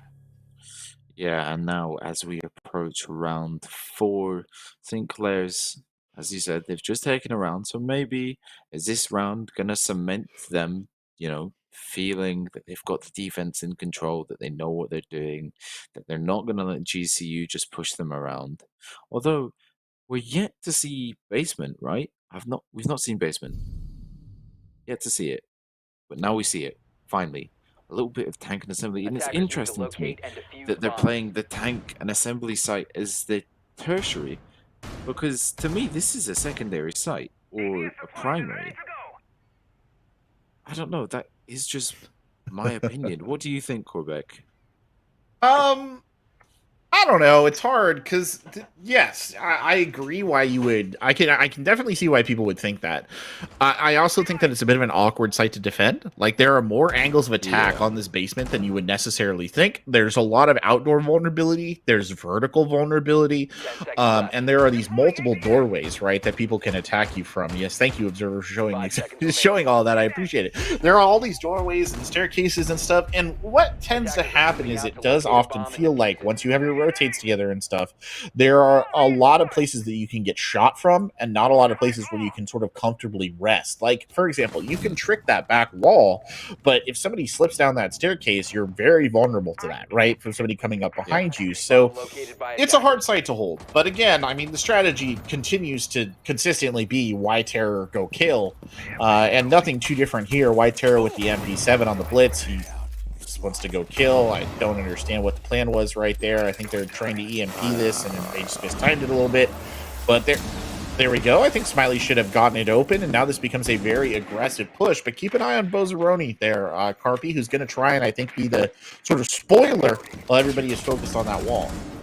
Yeah, an Example going to pick one up onto Corey Rob, and finally GCU are going to lead with an opening kill here. But White Terror going to swing out. There's no way. There's nothing that stops this man. There's just nothing stops him. The aggression from White Terror is uncanny. He fears no one and nothing in this Rainbow Six Siege life. But my name is Baka. He's going to chuck out a smoke canister there, waste about 20 seconds of the attacker's time. Make sure that they're not going to hop through that breach hole any moment. And Rapid's going to spot the feet of Clemson. No. That's not the way you want to go, is it, Corbeck? No, not at all. And that's just making this even better here. Terror goes for that. The frag grenade coming the other direction. Neither explosive lands. Terror just pumping shots towards Bozaroni, but Bozaroni survives it all. Bozaroni running low on utility there as well. It does actually have those boosts if they want to use it. I thought he didn't have any because he didn't immediately activate it during that gunfight. Rapid there. Nearly eats lead to the face, instead falls back. All of this is just wasting time for GCU Purple. Terror has actually doubled all the way back to cover that outdoor breach, but Rapid remains on the top floor, a serious threat here. Bozaroni needs to be very careful about this because I don't think they have any idea that Rapid is still holding on that floor. Example just opening up walls right now. They're looking for any possible entrance they can find, and sure enough, Bozaroni gets caught out by Rapid, and I don't think GCU Purple is walking away from this one despite Smiley's efforts. Yeah, GCU Purple, they led so strongly, but now They're struggling. An example. I've spoken too soon. Caster's curse. Example's gonna pick some Baka's head off there, and he's gonna pick another one of Salty Boy. He's on a triple now. He's looking to edge towards that 4K. But Why Terror, the man, the myth, the legend, he's gonna look to swing in here. He's gonna be able to get what? He's gonna be able to get him off the plant, but he doesn't know. He doesn't see the prone. Why Terror? Just, he's him. He is. He's Probably. carrying them right there. There's nothing else to that, honestly. It's like that meme of the guy carrying the horse. Like, he's picking him up and he's just dragging him in. Because Example did a spectacular job right there, Carpy, of doubling that back. They had Smiley getting the plant down. Admittedly, maybe not in the best position, but the plant was still going down. And I mean, who else appears but Terror to just lock it down with these highly accurate pea shooter guns, the MP7 and the MPX, just punishing GCU Purple constantly. Attackers need to locate That said, it's still early days. I mean, it is only round 5. It is a defensively favored map for all intents and purposes here. So GCU Purple, if they can add one more to the board and close this out at a 4-2, it's not the worst situation. No, it definitely won't be, but yet they still have to deal with the terror known as White Terror. He genuinely has just been shredding GCU Purple apart since he stepped foot in Border, and he's just not let off the gas pedal. He's had his foot firmly on it ever since he started in Border. I mean, I reckon he could probably reach 20. If he keeps the numbers going continuously and we go to a hefty, you know, maybe a 7-6 scoreline in favor of St. Clair's, I reckon the White Terror would definitely reach 20 kills here. Not to say, I don't think anyone can come close to Bozzaroni's 23 earlier today on Oregon, because he was cooking with straight fire. He was cooking with straight fire. I mean, Bozzaroni, unfortunately, hasn't been able to rekindle that fire so far here, and they definitely need that at this stage. Matumba pushing up here on the gridlock, going to go ahead and secure those stairs. Now, they do have a Montaigne. That's Klimps playing the shield operator, and that could be a genuinely dangerous threat here. Using these impact EMPs to go ahead and open up this wall, he should be able to kind of push in there if he chooses or wherever he goes and provide some much needed intel here for the team. Smiley there on the wide swing. Got to be a little bit careful, though. You don't want to get caught, Carpy. You don't want to get caught looking early in the round. Bomb located by attackers. You really don't. And, I mean, the Monty play, I like it. I do love good old Monty play. You can use him as the human wall. You can shift those defenders into positions that they don't ever want to dream of approaching. And, you know, you can also use him as a mirror shield if you are able to communicate with your Monty clearly and carefully that he's not to move, otherwise you may end up hitting him in the back of the skull. But Bozzaroni, he's gonna pick up a kill, and this is potentially him starting to rekindle that fire he lit on Oregon. You know what they say about fire, right? There's three things you need to make fire. Maybe it's his teammates. Rapid and Matumba both gonna get kills here. Rapid's gonna get his second as he brings it back to a versus 3, but Bozzaroni, the plant is going down. There's no way they're going to stop this. He's planting directly behind Klimps. The coordination between these two is insane. There we go. Klimps needs to stand still, but he needs to let Bozzaroni do his thing. That's the classic Montaigne error. That's funny, by the way. That's the classic Montaigne error. Is that you get clipped in the back by your own teammate, and I'm sure that their words have been exchanged over there on the GCU Purple side, because it was a good execute for what it was, and they might have been able to effectively hold that. Just unfortunate right there to clip the head trying to cover that other angle. I thought that he was going to be his oxygen and just fuel him. I thought he was going to be the key to relight the fire of Bozzaroni, but it wasn't quite it. I feel like Klimps might have just gotten a little shaken up as that C4 tilted his shield far left of him and left his right leg and foot exposed there. And he just sort of moved right, just a little unaware of what Bozzaroni was doing or how he was playing. Maybe the communication wasn't there, but If only we were in their VC and able to hear their voice comms, maybe we'd get a little more in-depth view of what the play was. Yep. 100%. And again, GCU Purple, they just need to win one of these rounds, right? To put themselves in a decent position. Because going down 5-1, as silly as it sounds, going 5-1 at the half goes just 4-2 at the half. I mean, it's a genuinely significant difference. So this is a bomb site I feel like they could win. Like, I really do genuinely feel like they could win this one. They got kind of close on this one last time. I think that the thing is they cannot afford to give up these really costly trade backs to St. Clair Saints. You see moments where GCU Purple picks up a kill, and then the Saints just kind of whip it back the opposite direction. It was Rapid that time in the mid-round who picked up 2 kills. They can't afford those kind of errors, frankly. And if they are going to give up a kill like that, they need to be able to trade it right back. So whether that means kind of closing down the roam a little bit better or whatever it is, they need to figure out something. But here's White Terror trying to go to work yet again. Very nearly gets the kill on Example early on. Yeah, but he's not quite able to finish Example off, or just he tags him up. He says, "I'll be back for you later." You mark my words. A 5v5, 2 minutes on the board. St. Clair's, they're 4 rounds up here. And White Terror, he strikes again onto Bozaroni, but this time he's going to be taken down shortly after he has detrimented the attackers. It's going to be Smiley who downs him, but Tumba goes for the rev, and he's not going to be able to get it. Sorry, Corey goes for the rev. And Tumba is able to get the kill onto White Terror. And it's not looking too good here for Smiley. Remember, like you said earlier in Oregon today, those bullets will go both ways, and Rapid and Smiley exchange a look. And a couple bullets will hit Smiley, but nothing onto Rapid, leaving us in a 4 versus 4. A minute left. We've heard the exothermic charge go out. I think they've opened the lobby wall, if I'm right. I may be wrong. I don't know what they've opened. It might be the hatch. Maybe it's the hatch. Salty Boy's going to pick up Smiley, though, leaving us in a 4 versus 3 scenario. Klimps is going to look to potentially push with his teammates now. Example, heading up the stairs to where he must have just received the call that Salty Boy's upstairs. But Klimps is going to get one onto Rapid, and all of a sudden, the gunfire is everywhere. Matumba's taking damage due to this Legion Mine. He has to make a decision here, and he is going to go for the kill, but is he going to get the Legion Mine out? Just in time there.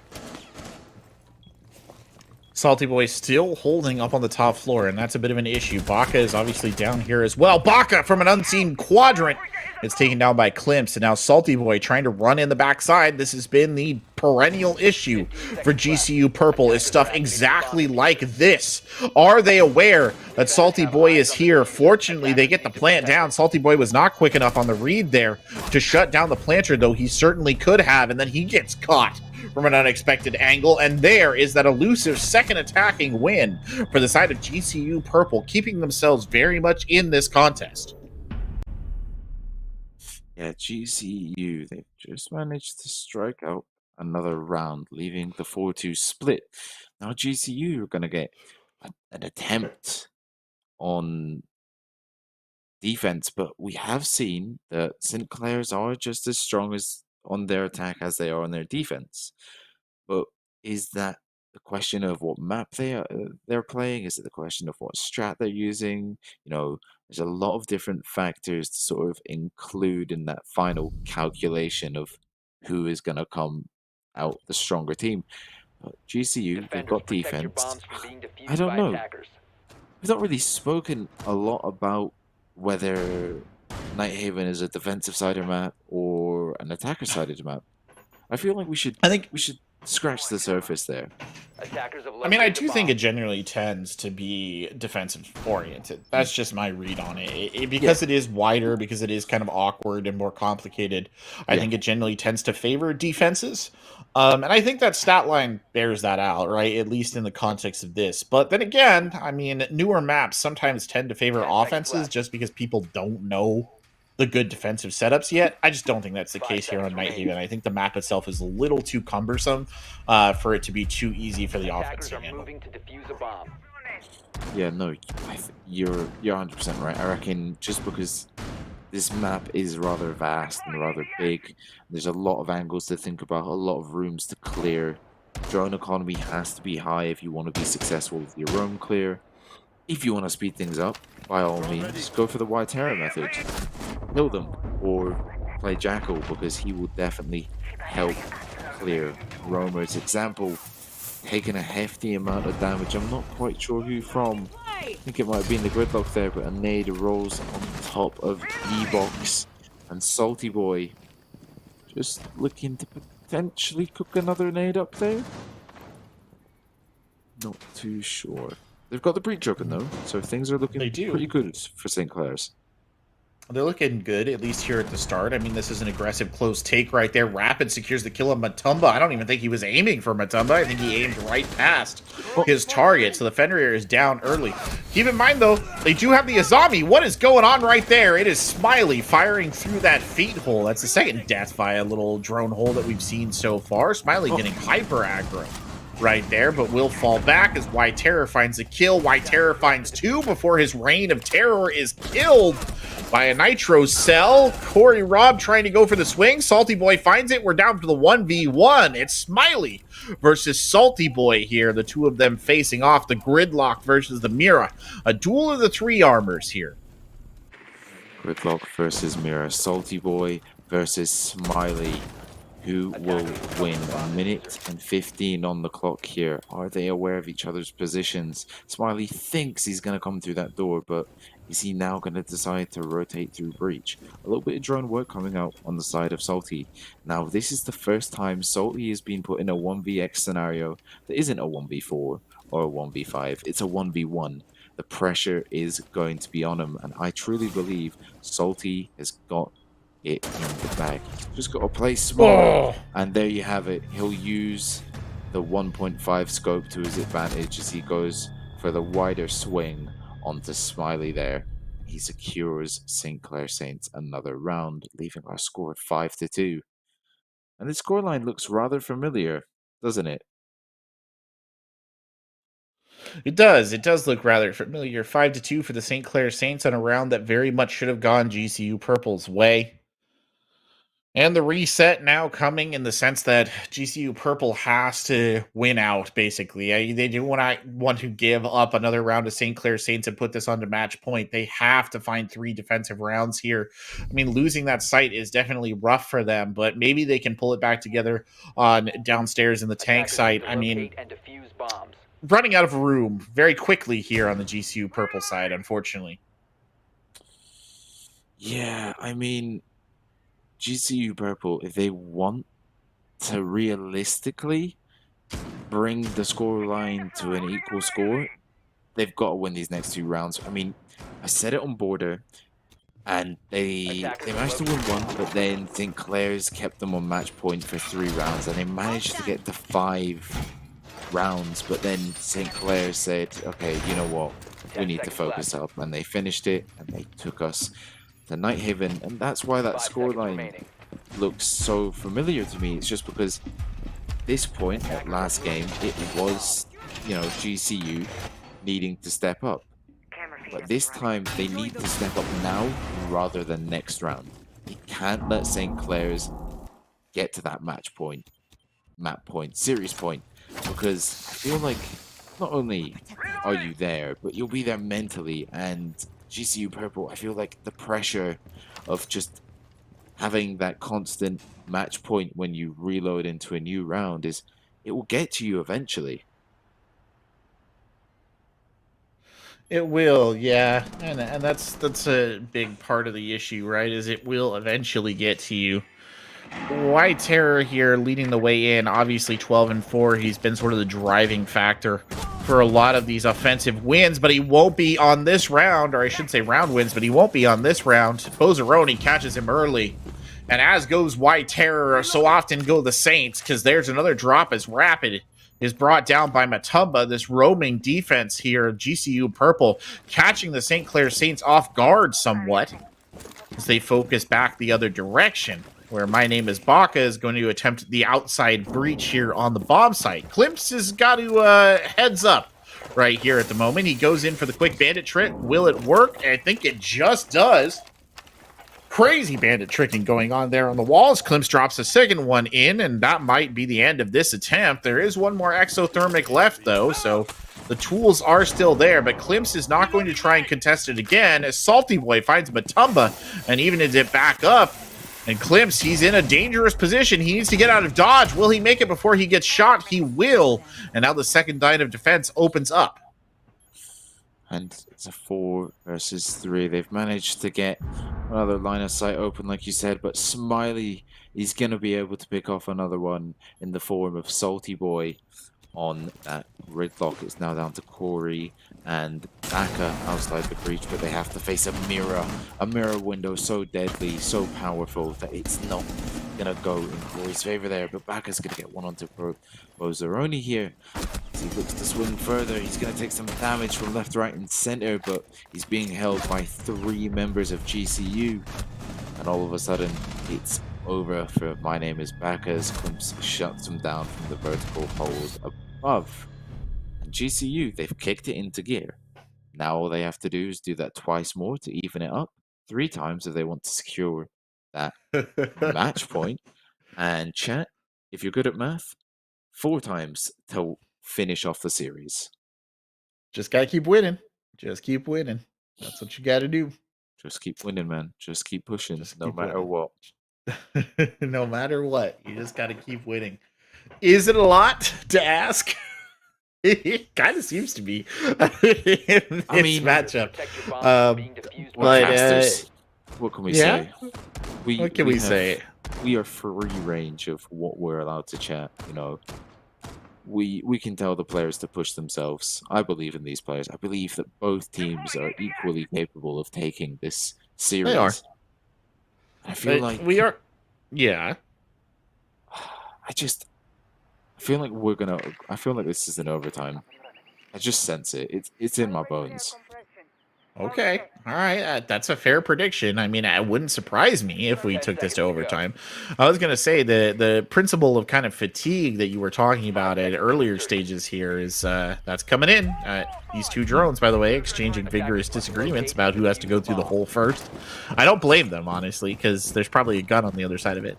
But yeah, you talk about fatigue, right? And that is a factor here. I mean, this has been a long game. We've been at this for over 2.5 hours. We're coming up on the 3-hour mark now, basically. And that's a lot of siege. Again, these are not pro players, right? These are students who play this, and you cannot expect them to have the tenacity of a pro when it comes to these really long-lasting matches. Klimps playing the Azami here, looking for the early kill. I assume that he's hunting for the head of Terror, who did enter in that general vicinity last time. But plenty of drones going out here on the side of the St. Clair Saints to give them a decent idea of what to expect on the top floor. And sure enough, they will drone out Klimps, who might not actually be aware that he's been droned, but is certainly trying to hold there. Has to be very careful about how he does this. Oh, Terror! That's a bold play. Wow. That is an angle. He decides to hit the control button in prone, and now it looks like Klimps is going to attempt just reinforce off that hole and make sure his team are just a little bit safer. But is that going to be enough? Is that reinforcement going to be the thing that drives the wooden stake into GCU Purple's heart? I don't know, because White Terror is below with the Powdy Wowdy 500 as he picks off another one in the form of Example, leaving his team up by 2 players. But Klimps is going to be able to get one back, bringing his team closer to securing around the GCU. Bozzaroni, he's playing close with a shotgun, no sights. I like where this is going. Is he going to go for a quick, aggressive swing, a Virtus Pro-like movement with that Mossberg? It's entertaining. I mean, it's very interesting. You rarely see verticality played the opposite direction. Terror is just ripping this team apart. He's caught Klimps now as well. The 4-2 in. St. Clair's attack culminating here, and the members of GCU Purple are either cut down or forced back moment by moment. Bozzaroni might be the sole saving grace of this here, but he will not be, because who else but Y Terror will pick up the kill? Matumba trying to hold it in. He goes for the reload. It's simply too many attackers. And on to map and match point go the St. Clair Saints, overwhelming this GCU offense or defense. It's match point, map point, series point for St. Clair's.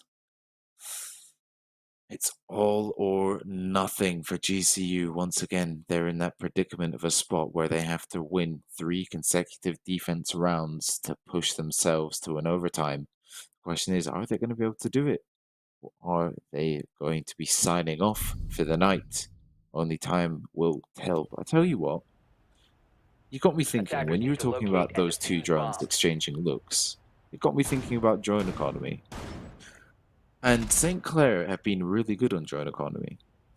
And it got me thinking, if anyone knows me as a caster, I like talking about drone economy. I can't get enough of it. It's my favorite thing to talk about. I've been talking about it for years, and I will never stop. I've been recognized as the certified drone economy today. I'll tell you a story. Today, I was playing ranked, okay? I was with my friends. And all of a sudden, I noticed someone, and I feel like I know them. And they recognized me, not due to my name, but due to the fact I was the drone economy caster.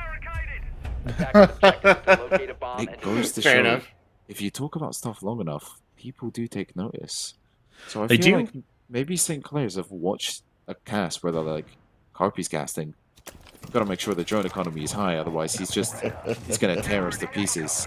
It's gonna shred us like a paper shredder. Maybe.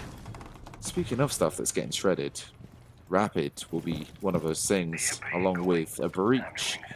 But Glimpse, we're playing a little aggressive here. Instead, another exothermic charge rings out. GCU Purple really playing aggressive here, switching up the playstyle.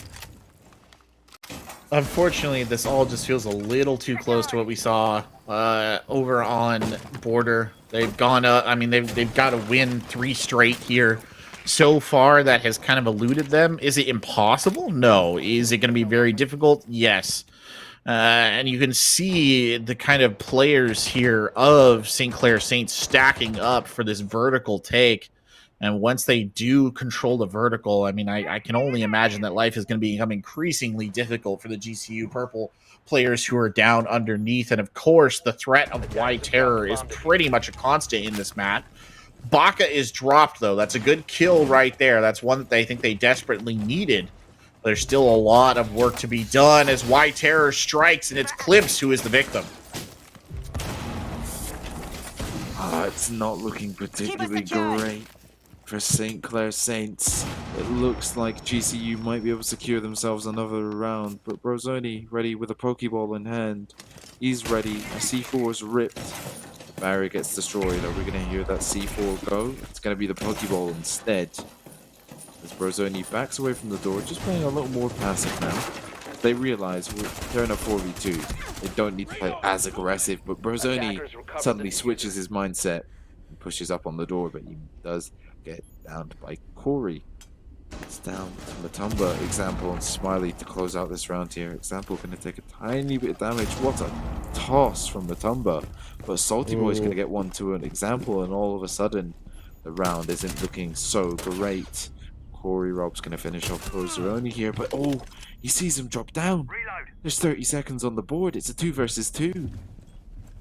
All of a sudden, the round is different. Very tense. It's very tense now. 2-2 on a match point as well. A critical round. And Matumba and Smiley have backed off. They just don't want to get engaged. They want Salty Boy to come to them. Salty Boy goes in for the check. The shots are in. Corey Rob is down. An attempt by Salty Boy to go the other direction. Salty Boy, his attention is split. He throws out the tracks. That's a good play. Doubles back into the next room. He can catch him looking through the door, but he doesn't. It's Matumba who gets the finish, but really credit should go to his partner Smiley for following that up. Matumba was just spamming shots from downrange on the shotgun to get that one. I mean, Matumba, I think we we should probably mention that the shotguns are primarily they're meant for close range. I know that Ubisoft said they buffed shotguns. Matumba, was it Matumba with the shotgun last round? I think it was Uh, Matumba with the was it shotgun. Yeah. Matumba? Matumba, I know Ubisoft mentioned that they had buffed shotguns, but don't think we're quite at the stage where we can whip out the Mossberg and snipe someone Attackers need across to the locate map. and defuse as You many might bombs as they you can. might need to look towards the Boss G for that one. Just enough damage. Just enough damage. That's how it was. I think the other shots coming in from the Legion might have been a little bit more impactful. But that's 1 round out of 3, by the way. If we're gonna get your overtime prediction here, Carpy, we've got to see 2 more from GCU Purple. And that is, according to all things, a difficult prospect for them to string that many together. But we're back down to Tank, and maybe Tank will be another winner for them. I think they were here last time; they pulled off a win, so maybe they'll do it again. Yeah, no, they did Attackers' manage objective is to to locate a pull bomb off a and win. defuse it. You're right, GCU did manage to pull a win on Tank and Assembly, but it is like we talked about when I questioned what makes a primary site a primary site. Like you said, it is a hard site to defend because of the destructibility, because of the size of it. Oh no, they're going for a St. Clair's are in. But GCU are blissfully unaware. The plant's going down. No, Example's going to get 1, but White Terror is going to be taken off the board. It's a 4 versus 5. The plant is down. No, it's not. It's a 3 versus 5. It's a 2 versus 5. Smiley picks up 2. And all of a sudden, it's not looking great for St. Clair Saints. Calypso is going to get 1 onto Rapid, and all of a sudden, Salty's in that 1vx scenario that he does not wish to be in. That's it. Wow. That's all she wrote. Climps closes out on Salty Boy, and GCU, they are 1 round away from sending us to overtime. You know, it's interesting, honestly. I can kind of see why that worked. Like, I can definitely see why that, or not why that worked, why that was attempted, I guess would be a better thing to say. I can see where the thought process was there for the St. Clair Saints, right? Because you're trying to take them off guard. You're trying to get GCU Purple flat-footed. It's just that, unfortunately, for whatever reason, and I think it might have been that they, well, I could explain it, but I feel like I would need X's and O's and it'd be a lot better. Basically, they culminated too early. They stopped. They should have kept pressing the attack, and they kind of stopped to plant the diffuser with the intention of covering it, and that surrendered the initiative over to GCU, who were able to clap back. But, I mean, 1 more round to go, and we will get that overtime. We are so very, very close to overtime right now. You are indeed correct. GCU are really looking to push us out of regulation rounds and into overtime. Attackers have located a But bomb. St. Clair Saints, they almost had it. Like, GCU was so unaware, they were so confused, they heard a bang and that was it. Suddenly 5 St. Clair's players had spawned into Assembly, and they didn't know what to do, but the plant was going down, and 10 seconds left before insertion. if only that was a post-plant scenario, maybe we'd be looking at a different story. 5 seconds remaining. Maybe me and Corbec would be saying goodnight to the Twitch chat right now if they managed to get that plant down, but, you know, maybe in another universe. Only... Gosh, I've lost it. I've hit the wall, I think. It's okay. On they go. And we'll see now if the St. Clair Saints can just close this one out. The impetus on them. It's their map to win here on Night Haven. We've been playing for almost 3 hours. Can the St. Clair Saints shut it down? Example, dropping early. Why terror? But Matumba swings back and just blasts him in the face. And the best player there for the St. Clair Saints taken down.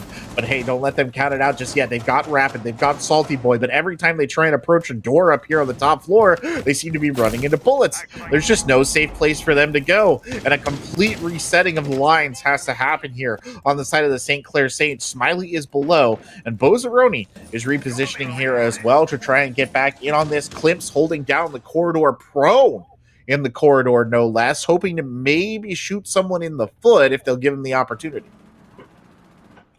Yeah, I mean, this is a slow play from St. Clair's. They're really biding their time as of now. Corey doing a classic quick peek around that corner, but he moves off at the very last second. Maybe if he stayed there a little longer, he would have been able to catch the glimpse of someone. Oh, Rapid, just above. Trying to set the verticality, but is he aware that someone is now looking to approach him in the form as Matumba with that Mossberg and the SMG-11? Because that is not something you want to fool around with. My name is Baka. He's looking through the breach. Drones are going out. Information being sorted. I think he might have seen the legs of someone there. I'm not quite sure. Bozaroni holding. 1 minute left in the round. Movements have to be made here. It is a 4v4, and I think it's going to come down to a furious burst of action. But these players from GCU Purple are unmarked by the St. Clair Saints. Are they setting themselves up for disaster? Clip strikes. He's been waiting down there forever. Bozaroni getting in on it as well. The Nitro Cell over the top. And overtime lose large in the minds here of the players from the St. Clair Saints side. They've done so well to push it this far. They just have to close the distance. The frag grenade sails in. Not even a flinch out of Smiley right there. Salty Boy engaging, but Bozaroni finds his target, and again, Salty Boy, the last member standing for the GCO Purple. They had to win 3 rounds in a row to get here. Are they going to do it? Salty Boy takes down Bozaroni. He's still got 3 members to cut through. He's only got 7 seconds to do it, and Klimps swings out of nowhere and brings him down. And there we go. Carpy, your prognostication correct. We are going to overtime. We're there. GCU, they've managed to pull it out of the bag. They've managed to show us that what they couldn't do on Border, they're capable on Nighthaven. And they're pushing me, honestly. I hit the wall last round. I don't know how long it can go on for, to be honest with you, but I'm in for it. I'm in for the thrill, the ride of this game. It's been such a fun game to watch and cast. I mean, and now they've also given White Terror an opportunity to potentially overtake Bozaroni's kill record that he set at the start of Oregon with 23. He's got an opportunity. He's 5 away from that opportunity. Will he be able to do it in 2 rounds or less? 3 rounds or less? Only time can tell. But GCU, they've opted for... I'd class this as a tertiary site. They've opted for a tertiary site. Your opinion on this? Yeah, I it's always hard, especially on the newer maps, to judge which sites are which. I think maybe it's a viable tertiary, or we could consider it a tertiary. Again, I don't know. It's hard to rank, in my opinion, and Nighthaven is a weird. I hate to keep saying it. Nighthaven is a complicated map. It's weird. Oh my lord! By the way, I hate to have my stumbling there interrupted, but did you see those bullets go by Matumba's head while he was putting the reinforcement down? That was wild. He nearly died, Carpy. Matumba, something is on your side today. Something has just saved you from the goodwill gun of White Terror, because that man is something else. But Bozaroni, he's picking up. He's going to pick up a Rapid, and he's going to put his team in a better position. But example, he's going to be downed and killed by the man, the myth legend, White Terror. But Matumba finally able to catch one back onto White Terror's... Oh, why did he get off the drone back up? Doesn't matter. Doesn't matter. Matumba says, no, I've got the SMG-11. I don't need a C4. I will swing you with my gun. And it's down to Corey and Salty. The classic duo team. 2 versus 4 scenario. We have seen them clutch a similar situation, I believe, on Border. The question is, can they do it again? It's going to take a lot of precision. They haven't got any vertical to work with. They haven't got a breach to work with. Only doors, windows, and 4 GCU Purple players. Oh, and the saga of Salty, the survivor, ends right there. He will not be the last one alive. It's just Corey Robb here. Corey Robb steps into the bomb site. He has to shoot. It gives him away. Bozaroni brings him down. And GCU Purple on the run back against the St. Clair Saints. Ladies and gentlemen, this has been one hell of a match between these two sides.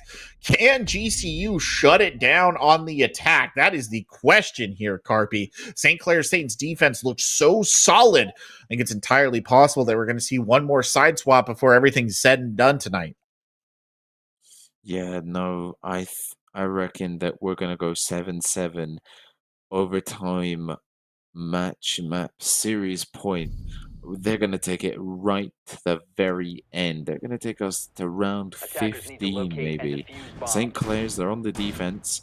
We've seen what White Arrow can cause on the defense. He's 4 away from matching with Bozzaroni's record. He's 5 away from taking it. He's just, I don't know. Maybe he's got his tune pumping. He's getting himself pumped up. He's ready. He's like, I've got this. I'm him. I'm ready to absolutely destroy. GCU Purple, on the other hand, they're talking. They're communicating. We've seen 3 switches from 3 of 10 their seconds players. left We've got the before grid block coming out the sledge. The Monty was an 5 interesting seconds to one go. because we've seen it before from GCU. Attackers' Didn't objective is to locate a bomb quite and go in defuse their it. favor, as Bozzaroni might have had a little bit of an accident in the form of taking Klimps's head off, but I have you covered. only time will tell. Ooh, Rapid. A rather aggressive play for a team that are currently fighting for everything. Oh no, don't do it. Please say you heard it, Tara. Rapid there on the long sight line. That's going to be very dangerous. I don't think they've got him marked. He's also got the cover of the castle barricade as well, so not a bad place to be. Oh no. But actually, remove the castle barricade? Oh, Terror just opens up. What good coordination and brutal ending for Bozzaroni and Matumba right there. Can't say anything more about it. The MPX just roars to life, and both of them drop like so many stones. And that's going to be a little bit hard for them to fight back from this. Klimps on the Montaigne, he's trying to make something happen here, but I think, yeah, we're going to be seeing a 7-7 in just a little bit as Klimp steps through the window. It's White Terror with the triple kill, and there's only 2 bodies left. Make it one more quad kill for White Terror, and the ace in overtime on the defense for White Terror. He's been delivering all night long, Carpy, and he delivers when the chips are down. And now 1 round stands between these 2 teams. It has been a neck and neck fight this entire time. I'm lost. I'm lost for words. I want to know whatever this guy's Spotify music is. I'd like to know. I sense he's probably listening to Drake. You know, that's what gets me pumped up. So, I mean, incredibly played by White Arrow. The communication between him and Rapid. You saw the hesitation from Rapid there. You saw him walk up to the window, was like, what if I pull this down? And then he said, actually, what if I pull this down and then I let White Arrow immediately start Attackers need to locate and blasting? defuse And bombs. that is what White Arrow did. And then he paused for a second. White Arrow managed to get 2, then 3, then 4, then 5. And then that's all she wrote for that round. But we have made it, Quebec. We are in round 15. The maximum amount of rounds you can physically get in a game, unless you are playing with unlimited overtime. If we were playing with unlimited overtime, I think we would be struggling a little more. We would be. We would be struggling a little bit more. I think we could see this go a long ways, but we're at the final round now. This is it, round 15. It won't go any farther than this. Can GCU Purple pull it together on the defensive side, or will the members of the St. Clair Saints finish it off on the attack? I don't know. We know they can win on the attack. That is fair. St. Clair, they have done it, and they have done it well. But can they consistently win? This basement site has been a bugbear for them across this entire match.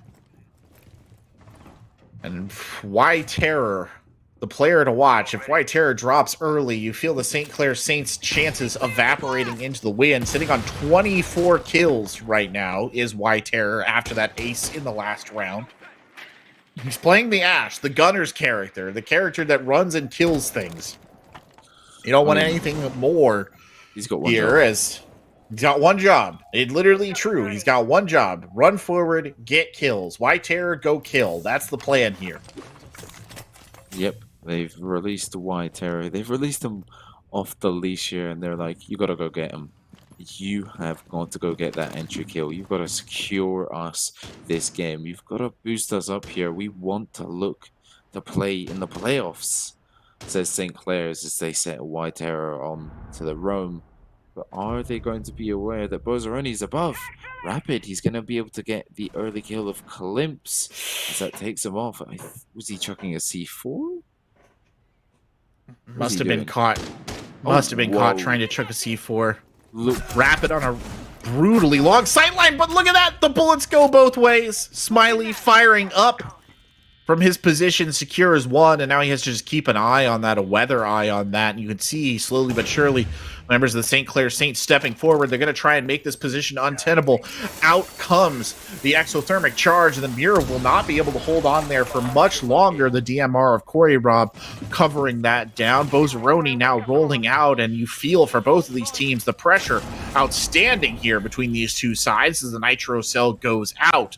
Salty Boy still on the top floor as the members of GCU Purple slowly but surely try to bring this one to an end. Salty Boy steps on a goo mine, but why terror? There it is. He finds the kill onto Smiley. 4-3, 40 seconds left on the clock. Time ticking away. Perhaps the greatest foe right now from the members of the St. Clair Saints. And look at that. Matumba swings back. Matumba gets two. A huge double play from Matumba, the veteran player in a critical situation. There's one more. Corey Rob is down, and Baca is the only one left. Can GCU Purple complete the run back? Baca tries to go for the kill. He doesn't find it. It's Bozzaroni to finish. And GCU Purple pull themselves out of a 6-3 split to get an 8-7 victory. incredible.